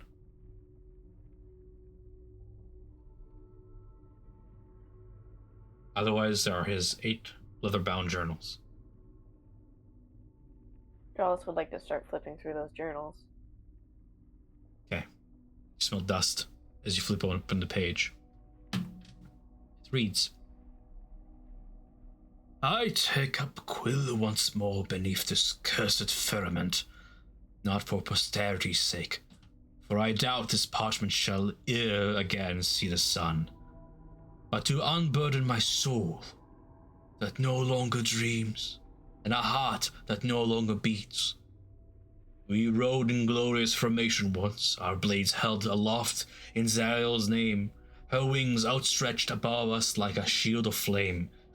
In her light, we were strong. In her zeal, we believed. Yet what was once righteous fire hath become the very furnace of damnation. Would that I had seen it, the signs, the wrought, her wrath, once measured, grown wanton. She struck not at evil alone, but at any who opposed her singular, ceaseless crusade. The cost mattered not to her, only the slaughter of demons did. Thus, she chased them into the abyss, dragging us all behind her like the tail of a falling star. And when the battle was lost, when hope burned low, and infernal claws closed around her soul, she did not fight it, she embraced it. In the end, it was not a demon who broke the angel's aerial. It was Asmodeus who crowned her. I could not follow. In shame and sorrow I cast myself upon my own sword, seeking what peace I could in the cold beyond. But peace is not the privilege of those who swear to angels turned tyrants. So would she not let me rest.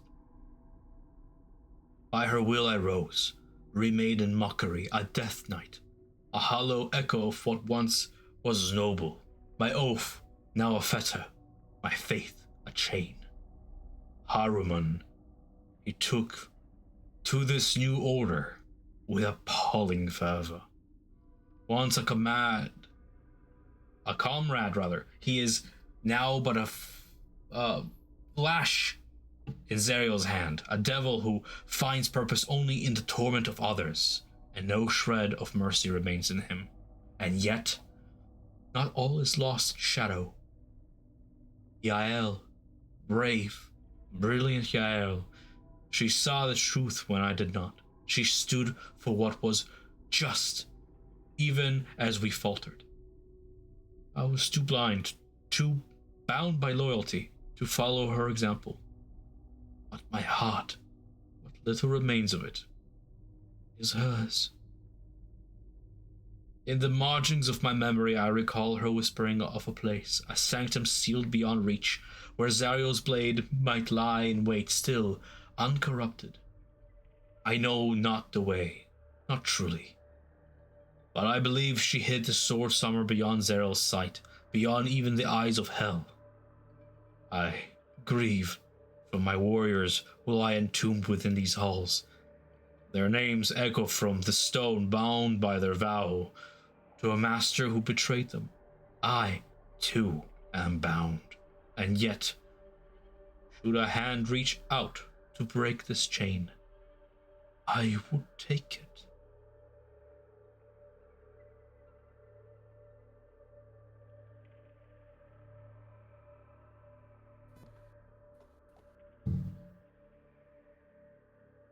Is that where the He entry really says all finishes? that? Yes.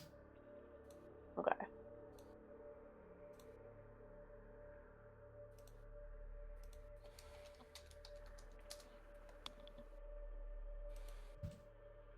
So Olanthius is being consumed by the desire of freedom.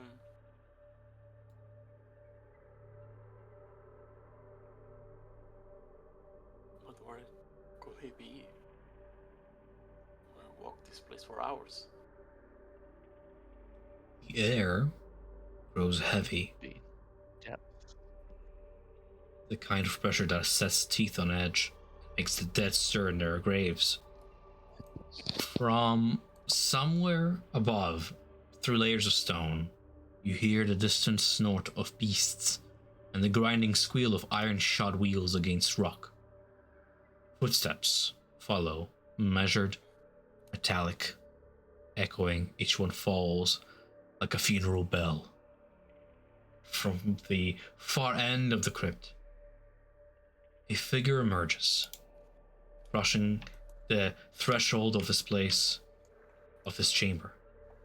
Tall, cloaked in blackened plate, its polished surface scorched and pitted by centuries of war. A helm shaped like a screaming skull, and trailing behind him a spectral wind that pulls the light from the air as the torches flicker low. At his side, the faintest wails of spectral voices begins to rise, the ghosts of the Hell Riders now twisted into shrieking specters under his command. The Death Knight stops. His voice echoes, ancient, iron-bound.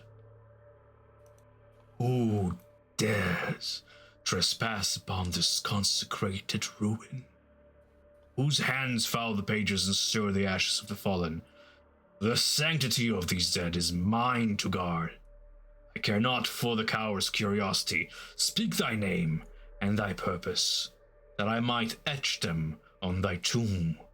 For if ye sought to plunder, then I shall cleanse this place of thy impudence in flame and steel.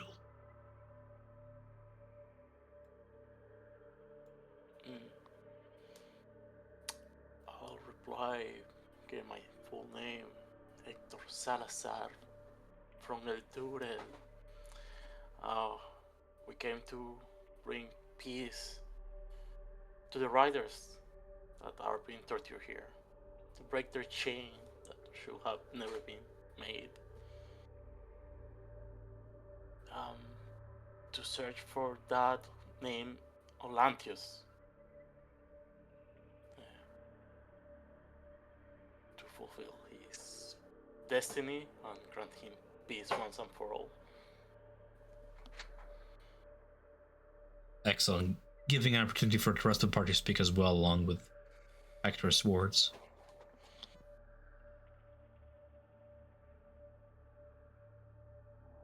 Not Blunders seeking audience, seeking a means to break the bindings, and break the contracts. Free those we can from the ethereal binds of hell.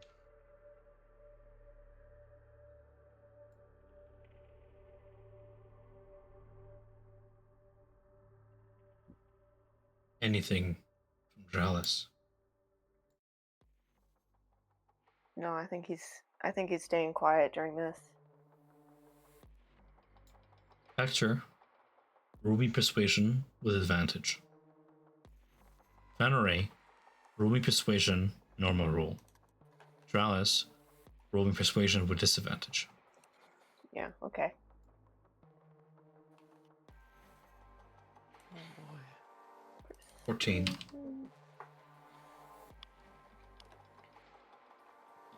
Flat D20, let's 3. go.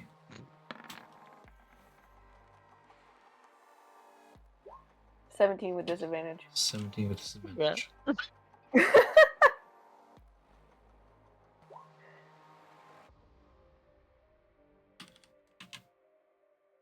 The quiet one is the most persuasive.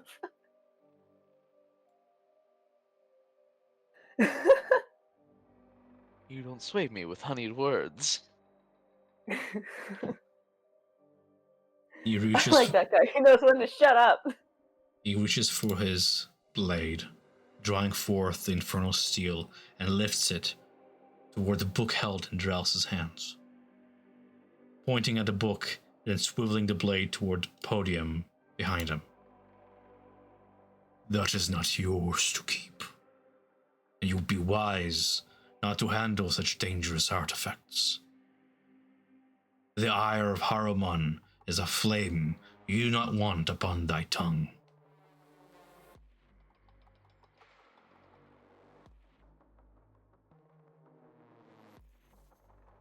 Okay.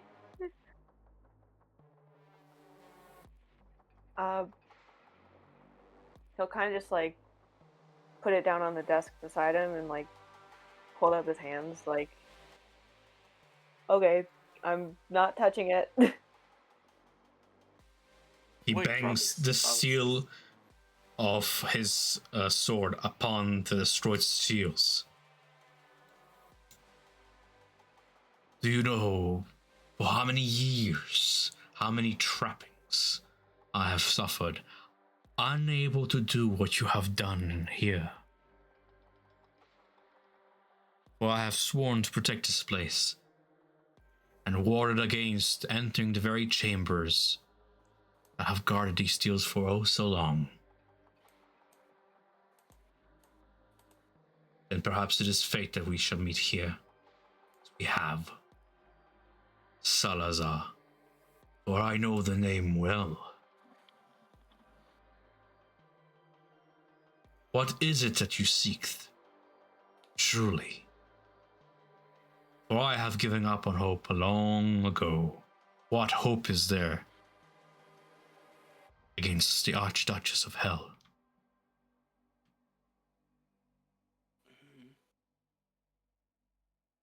The only thing that fills me is free the souls of those enslaved to her. I start just wanting my city free from the grasp of hells. Then I learn what happened to everyone who died in the last 50 years. He approaches you, his greaves echoing across the stone beneath him, and he clashes that awful looking blade into your shield, and you begin to see the gold itself sizzle under the heat, melting away. What hope do you have against the Archers? The Archduchess of Hell? What hope do you have against me, a lone soldier, a general, let alone Zerial herself? What hope do you cling on to?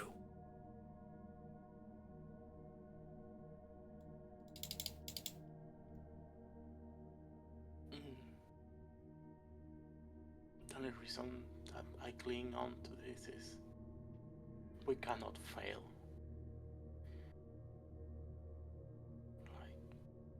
Look upon me, boy.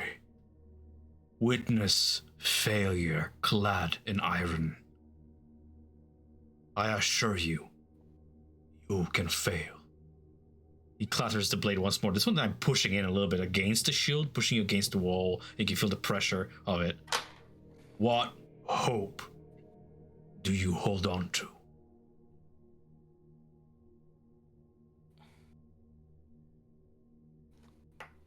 What is it you seek?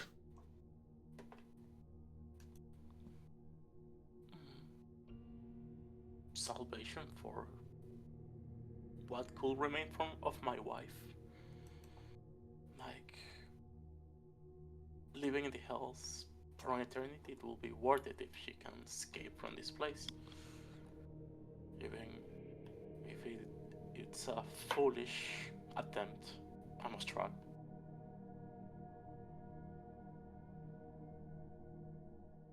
He presses the blade even inwards this time, twisting it into the metal of the gold shield.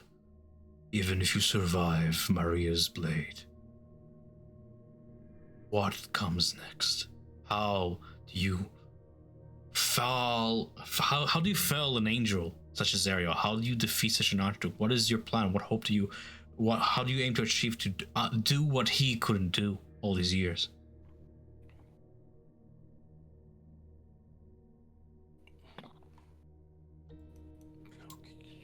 You have been trapped here without friends, without allies capable of doing such things. I didn't come alone here. I came with someone as powerful as a ruler. I point at the shield, our god. I met dragons in our way. We have felled dragons. Met murder kind. There are ways, just needs to be planned. Must not be alone. We even have some help from the Celestia, and I point at Lulu.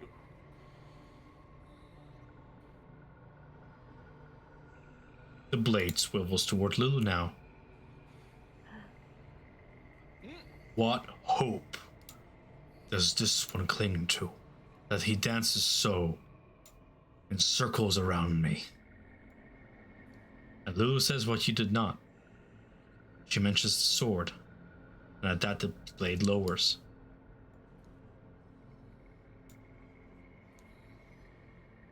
He contemplates in silence for a moment.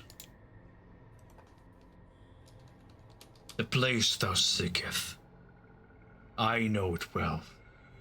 A sanctum hidden from the eyes of gods and fiends alike. The citadel, where still doth slumber the blade of Zerial, untouched by time. To ferry thou arranged amid the desolation, a relic long sealed shall perhaps guide your way. A vestige of the blood war. Wrought in the earliest days of strife, some say 'twas Asmodeus himself who bade it be made. The dominion over hell's depths might be his. It is called the Arches of Oloch. To find it, unroll thy chart. Mark thee this name, here. He raises 2 fingers, tracing them across the air and tracing the location of these arches of Uluch. To unbind the arches and waken them from slumber, ye must bear unto them 2 keys. Hell-forged blades, borne by the hands of Zerial's most faithful generals. He presents his own, embedding the blade into the floor before him. The weapon hums with its powerful infernal power, but he steps away from it, like a man shedding shame. Mine is freely given, yet the second is held still by Haruman. He shall not relinquish it, not for gold, prayer or plea. The voice lowers, grave with sorrow. He was once my shield brother. We did bleed in the self-same mire, and raised eyes unto the dawn and hope. Now he tendeth iron thorns, and impales souls in the name of penance, his vision of justice. He appears solemn now.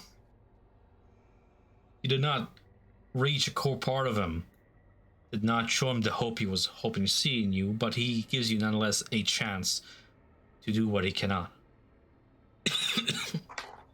I cannot walk beside thee in this. Beyond these hollow stones, Zeryl's gaze doth follow me, were I to rise my blade against her loyal, she would know my purpose and thine, and descend upon thee with wrath unmatched. Thus I must ask thee to do what I cannot. Find Haruman, face him, wrest from him his blade, and with both swords, open the gate. He turns for a moment, letting you contemplate this, letting it all sink in as he sort of gazes upon the frescoes behind him, upon the faces there. Yael, Haruman, the soldier with the golden eyes, Zariel, the others.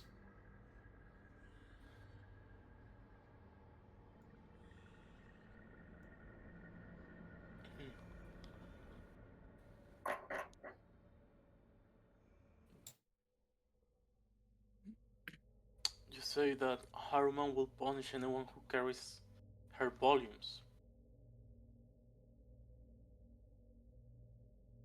Maybe we should carry it, Rallis, after all. Yeah, maybe he'll come to us so we don't have to go to him. And he'll pick the book back up and stick it in his bag. Picking the blade that Olanthius just gave Strength. us as a key. Strength check. Strength check. Oosh. Ooh. Hector is not a strong boy. 10. It does not lift. It is embedded in solid stone, 12 inches into the ground.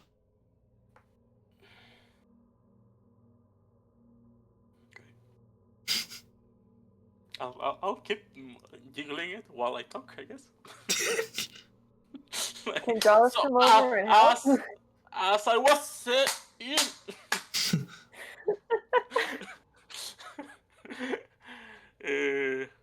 this soldier with the golden eyes, he came back a few months ago. Do you have any recollection of where he could go? Where he could be? The soldier with the golden eyes did not come back a few months ago. What do you mean, came back a few months ago? He disappeared months ago. Yeah, but he came back to the Avernus, right? Did he? Oh. Yeah. You point out the soldier on the frescoes. And Olanthius goes, Jander, yes. Another name I know all too well. He was among the few who turned back. For his disobedience, he was named coward. Now he shares the fate of all deserters, bound in torment. You will find him upon a cursed rise in a place called Haruman's Hill. There the traitor hangs. All of them hang, their souls pierced. Haruman rides among them still, tending their agony with the same prideful zeal he held in life. That artifact in your possession, a compass. It may seek the fallen general, I imagine. Shall lead you there.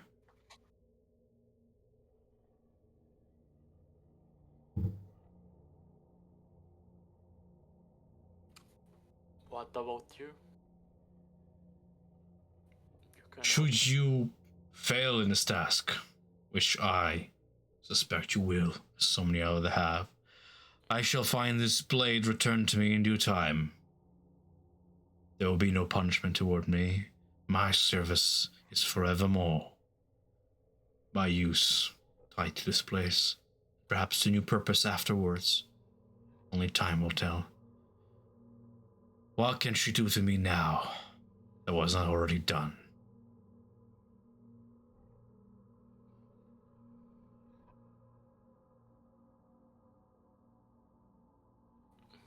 He cannot compete in you. Yeah. All that is already done may have come to pass, but don't carry the guilt of the souls you've kept. I can see the care that was taken. You could not open the door. You were not going to leave it to rot. There was great care put into this place. Resting place or prison. You cared for them. Did you not? If only words could lift the guilt and undo what was done. But alas, they're mere words. You'll need something much stronger if you are to go forth. And he picks up the sword by the handle with 2 fingers and lifts it off the ground, presenting it henceforth.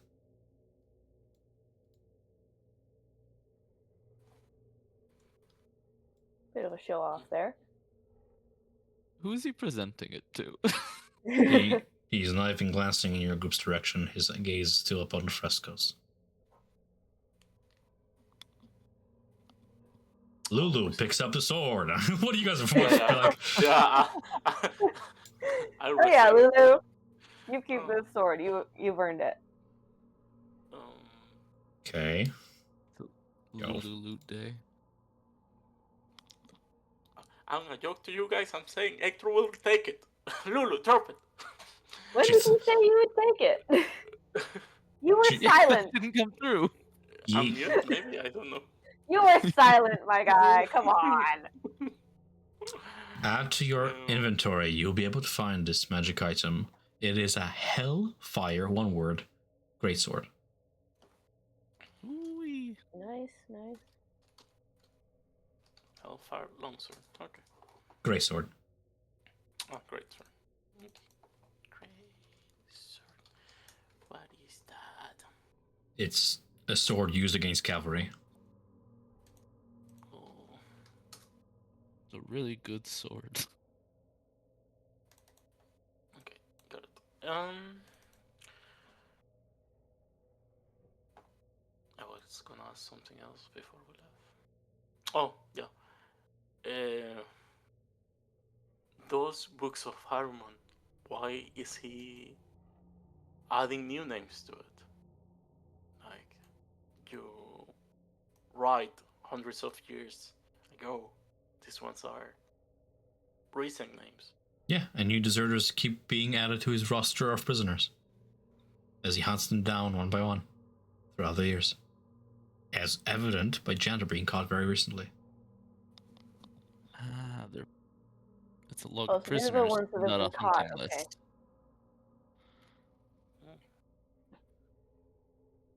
There are many names, and some of them contain a stamp right next to them, almost like somebody has burnt a seal into the page using like a ring seal or something. What do you know of Bella's involvement? Ask a specific question, I'll be able to give you a specific answer. He feels like an outlier of the group. One of the 3 generals. He is the only that is not a servant of Zariel. He is a servant of Zariel. He's Zariel's advisor. He's her Forge Master and advisor. Was he before she fell? Before she fell, he was Archduke of the Hell of the Avernus. Yeah, that's what he's asking. Is how does he fall in with the others? Does he get along with Olanthius? Is he They're not best more buds, connected? but he With is them? Zero's advisor and Forge Master. He feels a role in Zero's army. Okay. Olanthius has a deep hatred for fiend kind. He still holds on to the same morals he held on in life, even though he was not allowed to die. It's the one reason why you guys are still standing and not in combat right now.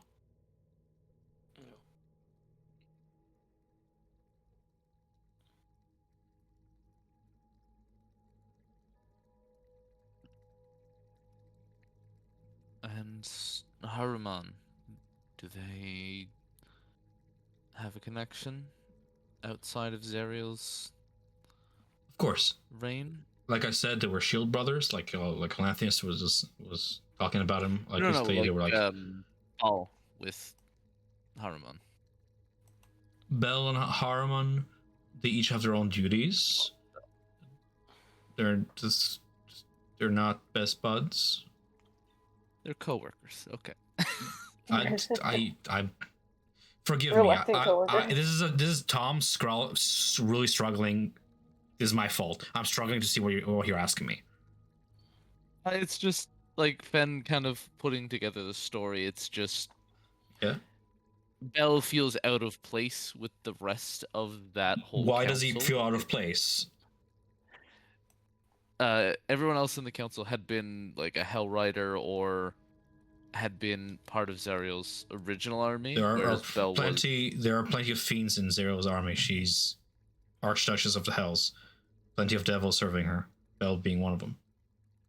Yeah, and he's also just kind of asking after if Bell is going to be actively opposed or someone he might run into. Sounds like a very good thing to ask Bell. Sounds like a very, very good thing to gain audience with Bell and, chase that threat if you're curious. Well, Olanthius does not know anything in this regard. Doesn't communicate with Bell.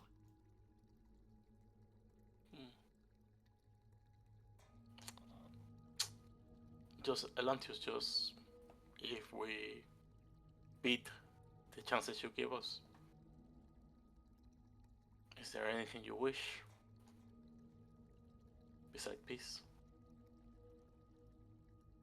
There's no soft way for me to put it as he wishes to die and see the afterlife he was denied, yes. You note that his name was now on the steels. You did not free him through your valiant efforts. There he remains.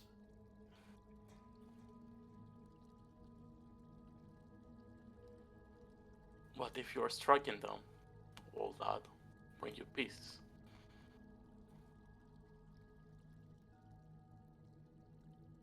Or will just be eternally bound and come back a few moments later? He is bound by the same oath that you are. Yeah, everything's done around to Zerial's dealings, her owning of souls and such. As long as she remains Archfiend, all the souls she has doomed to the hells remain here, bound by these special chains. Some chains are stronger than others. Yeah.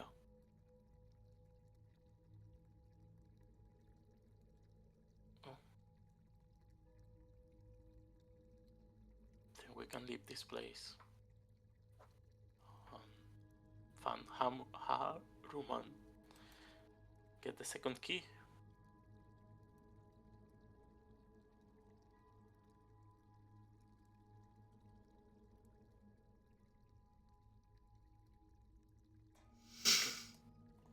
Agreed. And I hope to see the bounds broken. Thou would wish me free. Brave thought. Kinder than I deserve. Mine is no simple chain, I'm afraid. Nor a curse writ by mortal hand. 'Twas forged by oath, tempered in hell's own fire, and fastened by the will of she whom I once called commander and friend. Zerial bound me. I am her shadow, her guilt made manifest, until she is unmade, unburdened.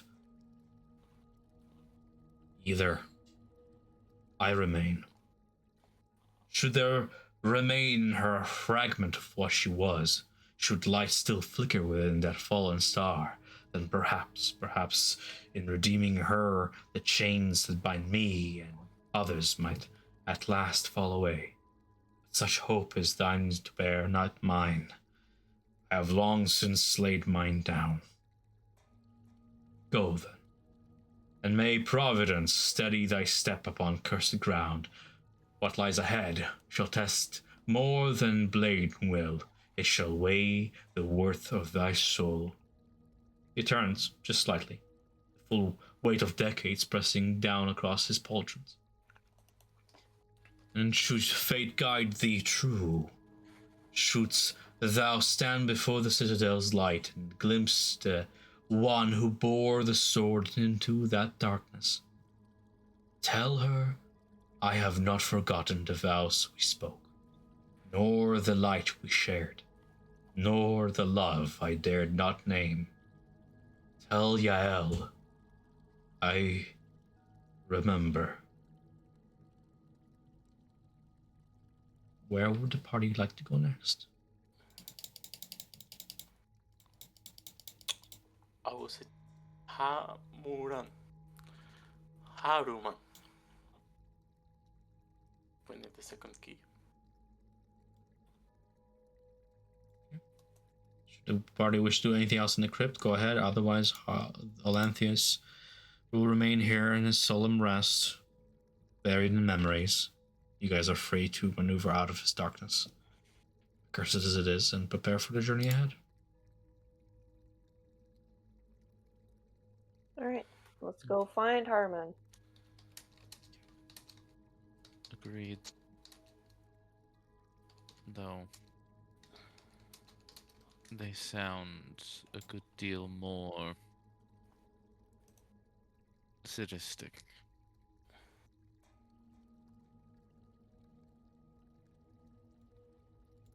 You guys take to the road then. This will be an opportunity for you guys to speak amongst yourselves if you still wish. Otherwise, the arduous journey across infernal dusk to Harmon's Hill proves long, arduous, even with your navigation tools and such. The road proves so long that you've traveled so long that you begin to teeter on the edge of exhaustion and feel yourself needing to stop for a long rest. Or push march, and I'll have you guys roll me Constitution saving throws. I'm good with pulling over for a long rest. How about you guys? We have the force of the spirits. I think we can push. We have bless.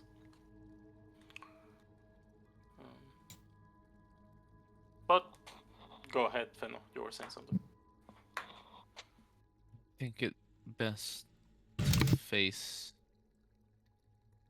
a fiendishly imbued or possessed sadist such as Haruman, prepared rather than rushing. For the time being, most likely they don't know we're coming, and they seem rather sedentary in their travels. Can rest, but I have wondered this for a few days. How do you think you will end this trip? Assuming we all succeed. How do you think your life will be after it?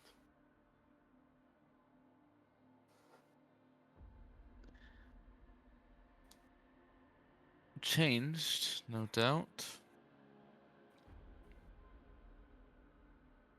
There's a lot more out there, and I've learned that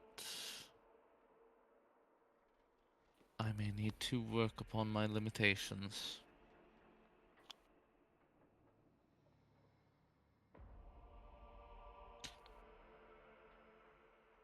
I'll never complain about a hand cramp again, though.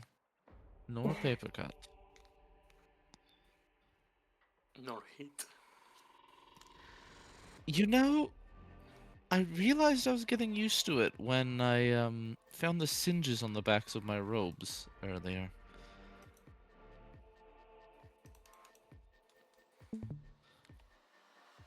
I was... Maybe I'll move somewhere warm. I feel like I won't be used to the cold and the chill after this.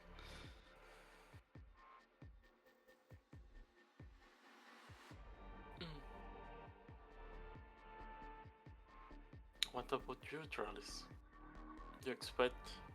You wanted to make your mark in the role, show that the Drow are not can be more than just tools of the Spider Queen. Yes, although I am learning that I am not as good a person as I once thought I was. But that can change in an instant, it seems.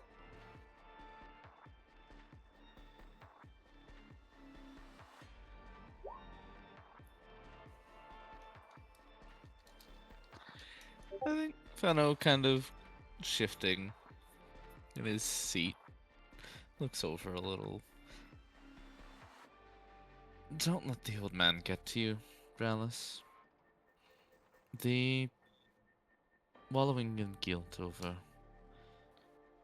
steps along the way is never the correct course of action. You can atone for such actions, but wallowing in the guilt,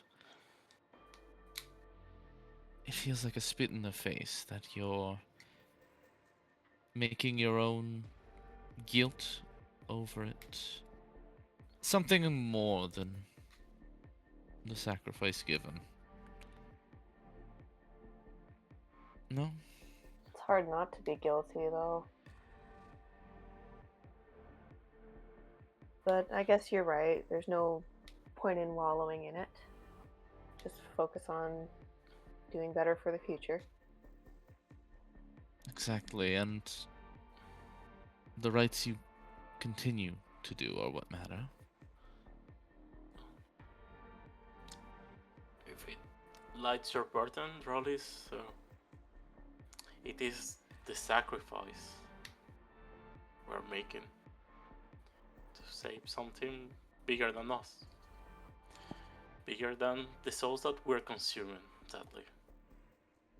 Doesn't give me joy, but the idea of saving everyone who was lost the last 40 years give me some comfort.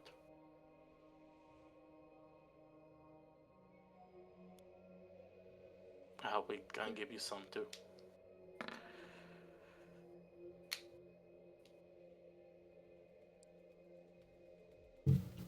When all is said and done, we could make atonements not to those lost, but atonements to the karmic scales. We know of a method to free some of those traps, do we not?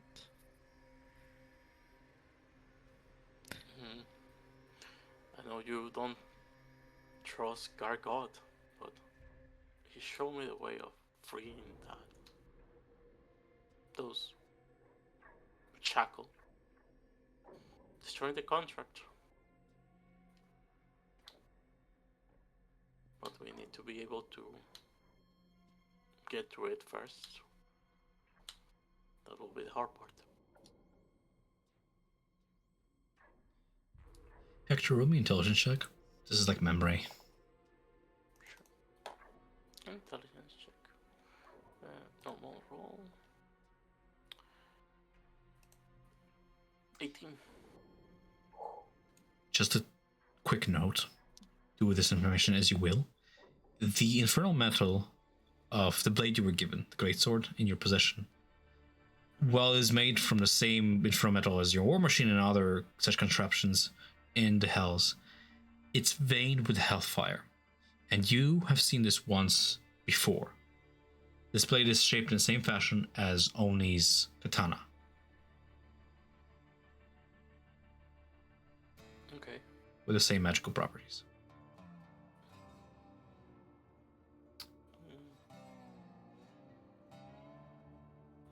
I'll try to mimic what Onis did on that occasion. Bring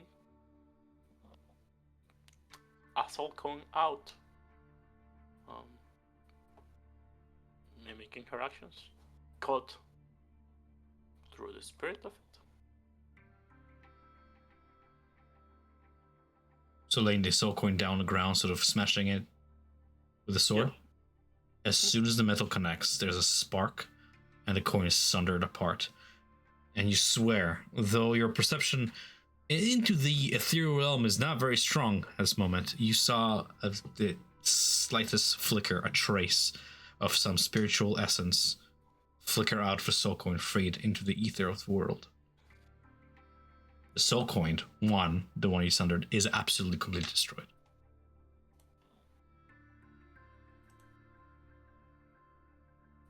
Fascinating. It is as if a weight has been lifted off your heart ever so slightly.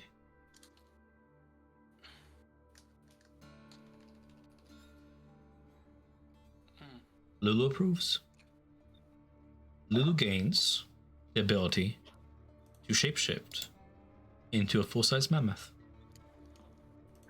Yay! Lulu XL. Inspired by your deed of good. She's back, gang. She's back. It's not much, but how it makes a difference. Wait, is this free shapeshift or is this temporary? Hmm? Like, is this back and forth or is it like a temporary, like, polymorph style? Shape change into a gold-furred mammoth with feather wings and a flying speed of 120. Ooh.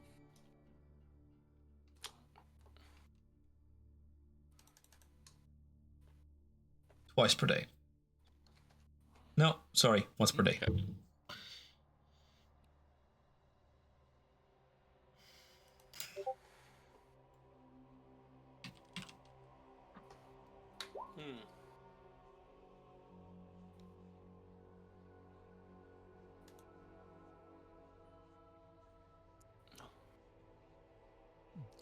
Let's try to take the rest we can. Okay. Lulu, careful with the bits, but I just want to say it looks good on you. That crown. You turn over to Lulu, who's been chilling in the background, just sort of humming stuff very happily now that she's witnessed you, and she's like having a few snacks, and she's halfway through swallowing one of the marbles into her throat. You just stop her just before she swallows it. Do you ever wonder what it tastes like? Let's not find out, please. It's probably spicy. You know, a little bit now, if I'm being honest. Fan, don't encourage her self-destructive tendencies, please. No, I'm not encouraging it. Just, I guess it's in the same realm as. Does the sand, like, I wondered it, and I got to find it out because I really also should be wearing a mask or bandana. Did you know the sands of Avernus don't taste like normal sand? Very irony. You've tasted sand before? Lulu does not seem surprised at that at all. She doesn't even flinch. She's like, no, that tracks. I mean, I'm not sampling it like a delicacy. The first step is denial. I mean, to be fair, I imagine sand would taste as like glassware would, because it's made of the same material, just like melted. cooled down, obviously. You know, I'm glad no one's ever When fed me glass. when the party never buys rations, so they have to eat sand because they don't have food. Sorry, what were you saying, Fen? You know, it sounds like you had a very different childhood. And I'm very glad that none of the miserable people of my childhood ever tried to feed me glass at the very least. Fen, did you forget that I work with glass? I mean, I work with ink Like, and I'm not I glass drinking it. blow, like, I do that. Did you forget that? Do you think that my parents were just feeding me shards of glass?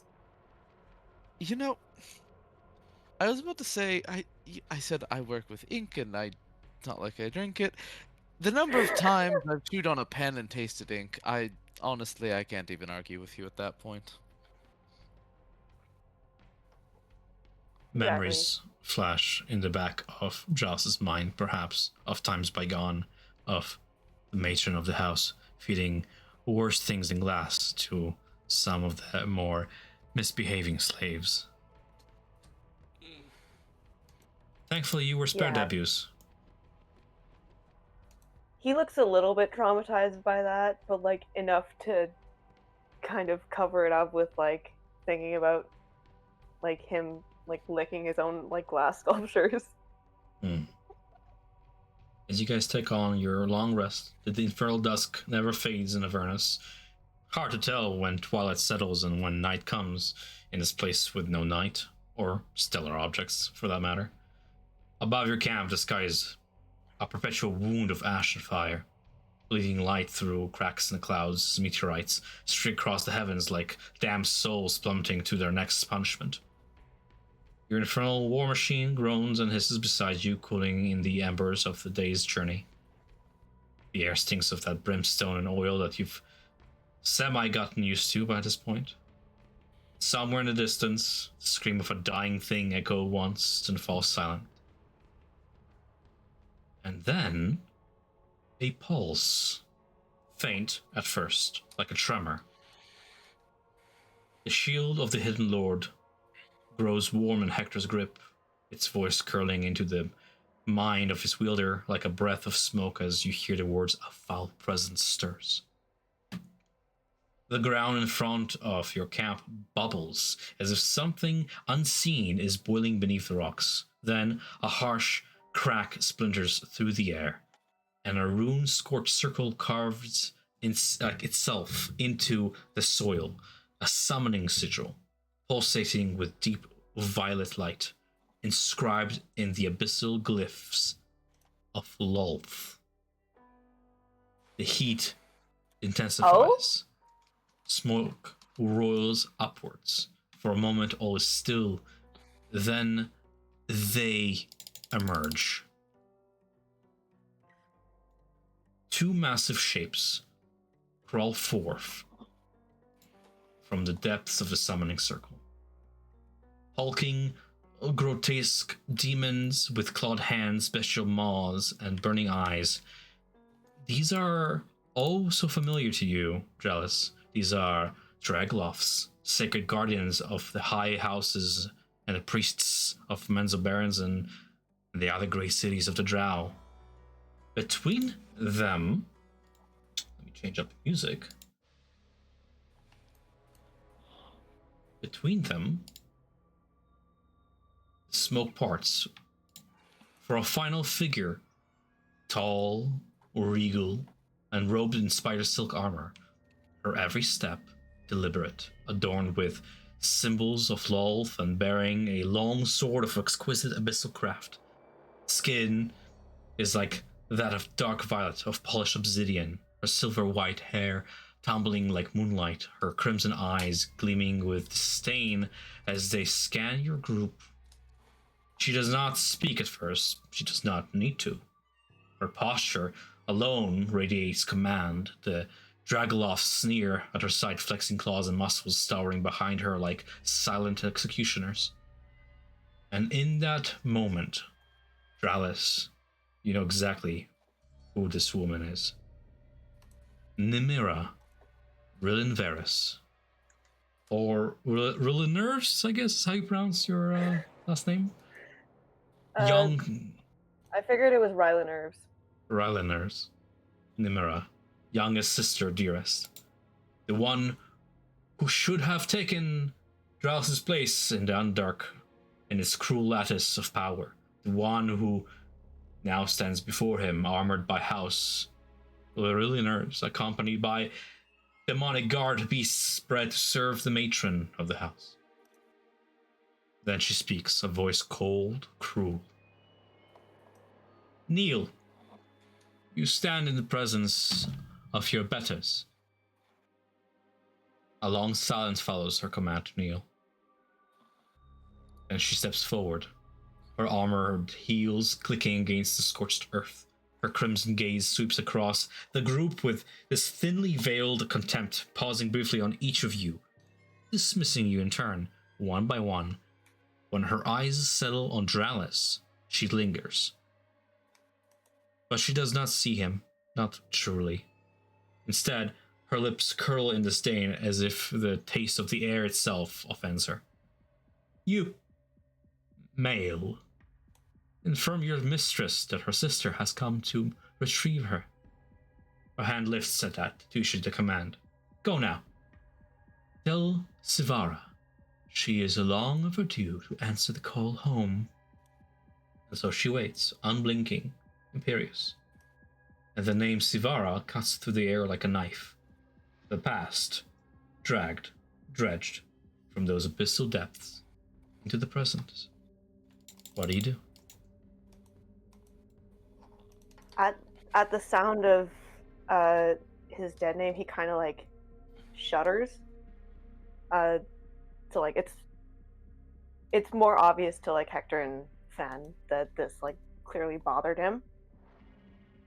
But in response to Nimra's order, he will just simply say, "We are not your underlings. You have no power here." How dare you speak to me, but... No. That voice. By the Weaver, you... What have you done to yourself? You see, she steps forward slowly as if approaching something diseased. I heard whispers that you were dead. I prayed they were wrong. I thought perhaps you had lost your way, taken a surface mate, grown soft. But this... Oh, this is far worse. You have defiled yourself, squandered our house name in favor of this abominable form. Cast off your name, your station, your very purpose. You were the firstborn daughter of House Rulinerves, trained in the shadows of our matron, meant to inherit everything. Now you stand before me as some twisted... She pronounces the word like it's venom. Male. Mockery of what you were. For what?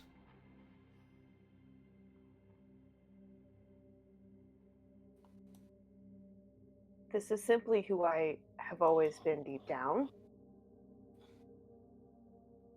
My goddess has shown me my truth, and I intend to live through it. Why have you come again? I've come because you've had your rebellion. You've fled, shamed us, left me to endure the gaze of the matron alone, to train, to bleed, to earn favor in your absence. Do you know what it's like being compared to a ghost that vanished into the dark? I should thank you, I suppose. You've given me the house, the command, the blade in my hand, and I've made peace with that, but not with your lingering like a stain in our family's record. I am here because you owe our mother your face, your name, your obedience. You will come with me. You will kneel. You will pay penance to the Dark Matron and serve what scraps of dignity remain to Lolth. You will bow Smile and reclaim your place at Mother's side. Let her parade you around like a resurrected relic, and perhaps, when you're done disgracing yourself in the eyes of Lolth, I can finally be rid of this pathetic burden and return to war, where real power is forged. Now, stop playing dress-up, sister dearest. Come home.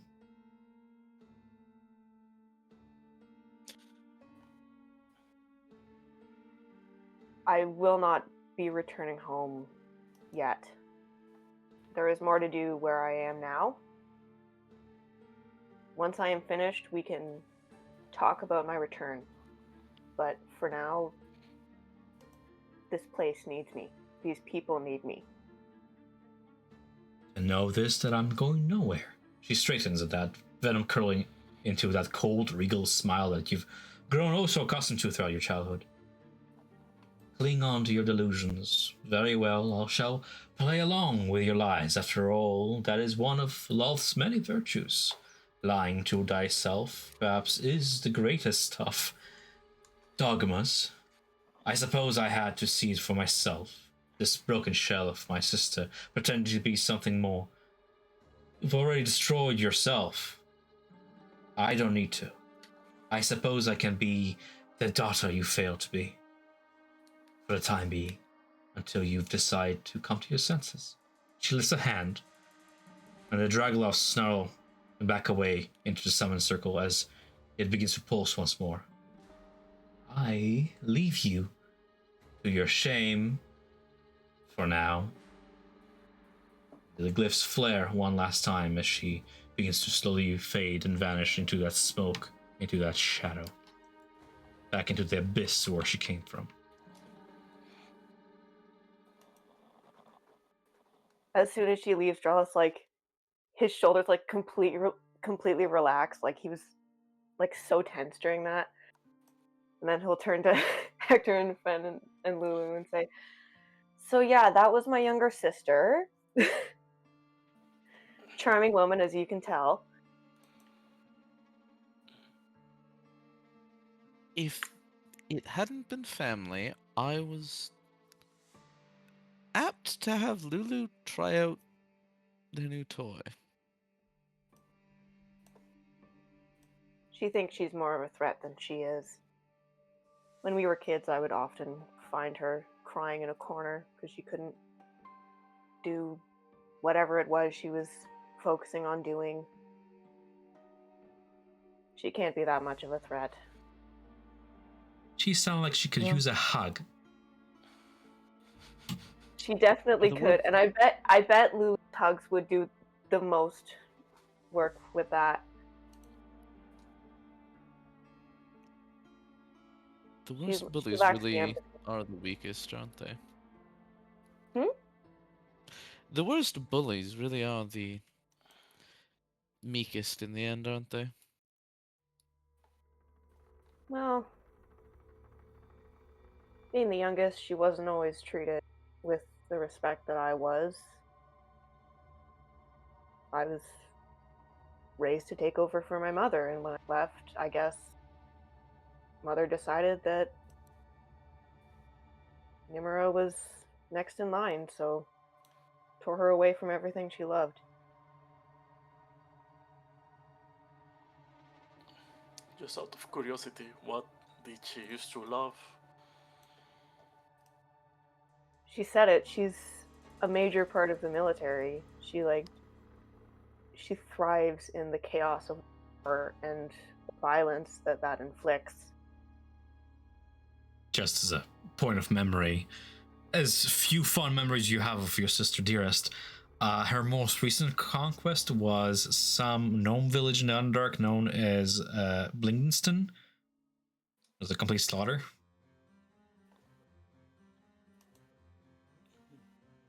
Ivan knows exactly what I'm talking about. Like, I have a friend. You have a friend? Passed through it, yeah. A slimy place. Somewhere out there, Jimjar lost like 5 cousins to your sister. Yeah. He still owes me some coins. I win the bets. He never paid. I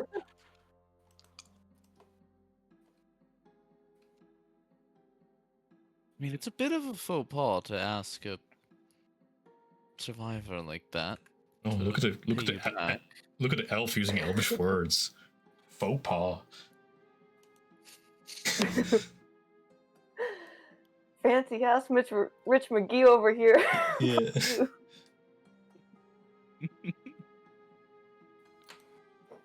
Chauffeur. You know how to say dead name in French? Morinum. Yeah, Yeah. seems directly translated. Yeah. Yeah. Well,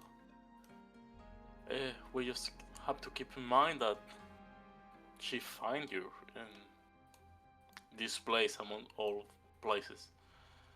Let's hope that she's satisfied by taking rain. Yeah, I would like to note that that's no small feat what she just did, casually just teleporting around Oh, yeah. planes. Yeah. It's a very powerful priestess of all at this point. One casual sub. Yeah, I expect she will be back though. Probably as soon as Alterella is back where it's supposed to be with all of its citizens. She will return to talk about returning me. I take it she wasn't very happy about Mother's call.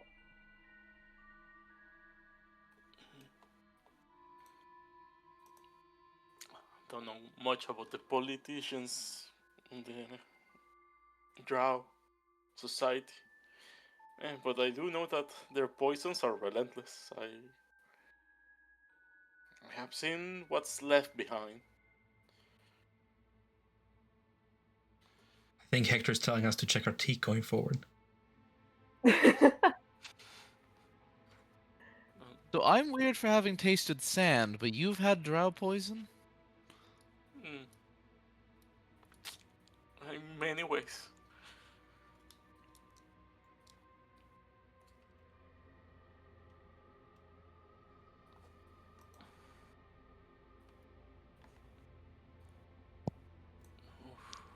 Thank you. That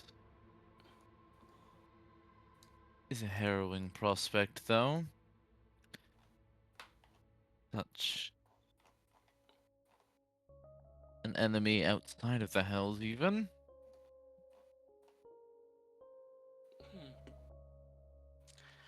But just in the case, Trollis, you feel you can persuade them to join us, it will be quite helpful in the Hells.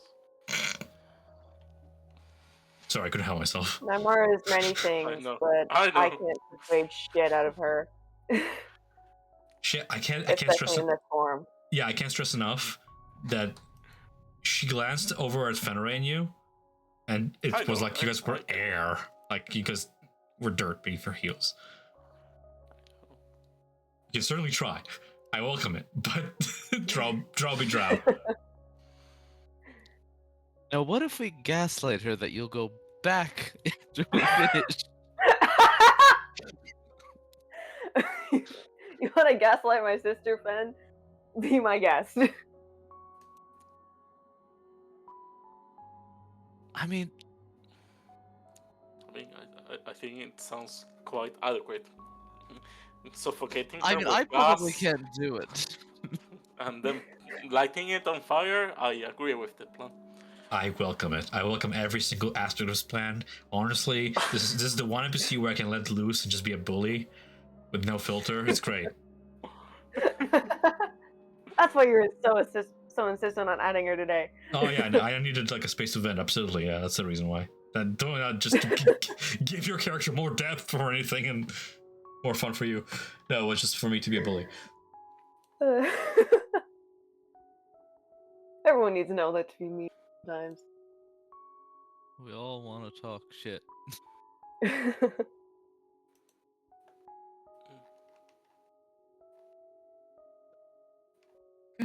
So, Anyways, on our way to find Haruman. Sounds good to me. As you guys mount up on your infernal war machine, and after a long rest, make your way onwards the rest of the way, you arrive at Harmon's Hill. Wrought iron trees line a trail that leads to the summit of a steep hill, as I put us on this map. Horrors.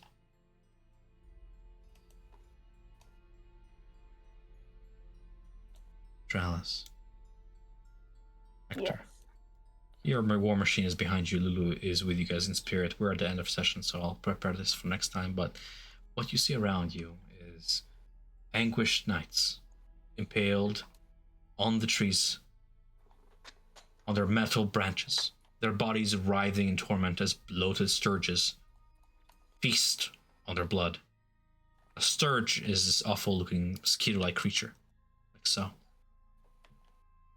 Inscriptions above each of these knights' heads attest that most of them were mortal knights who abandoned Zariel during her assault into Avernus.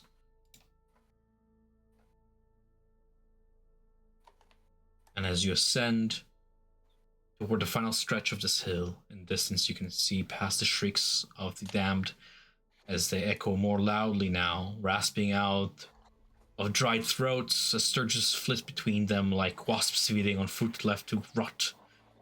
At the crest, a single wrought iron tree towers above the others, and there, crucified among its gnarled limbs, hangs a pale elven figure, his golden hair matted with his own blood, his eyes sunken but aware, his lips moving in this ceaseless prayer. As sturges pump blood into him, keeping him alive, prolonging his suffering. Their bellies swell red and blacken as they return to his wounds, as if fueling his damnation drop by drop.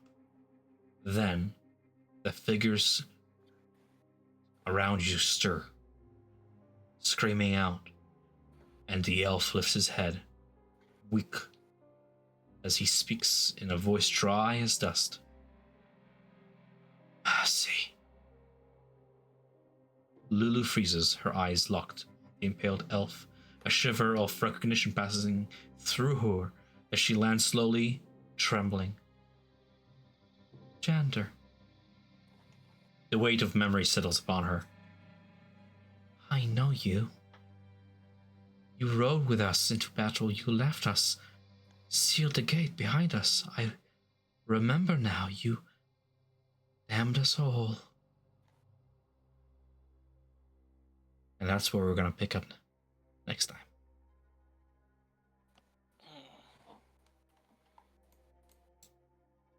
Very good. Very cool. What kind of sadist are you, Dralis? What kind of what now? Sadist. Sadist. Yeah, sadist. Yeah, thank you. Sadist. Okay. Oof. Dang, poor guy. Neat. No. Welcome. Very good session. Welcome to Harmon's Hill. Been Sure. being like, it's time to look at all the hells. Neat. I'm in danger.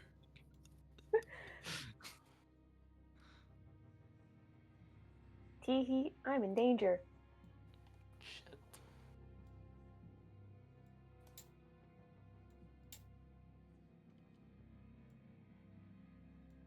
I don't know if you guys have been able to hear, but my cat has been just screaming at me for the last, 10 minutes.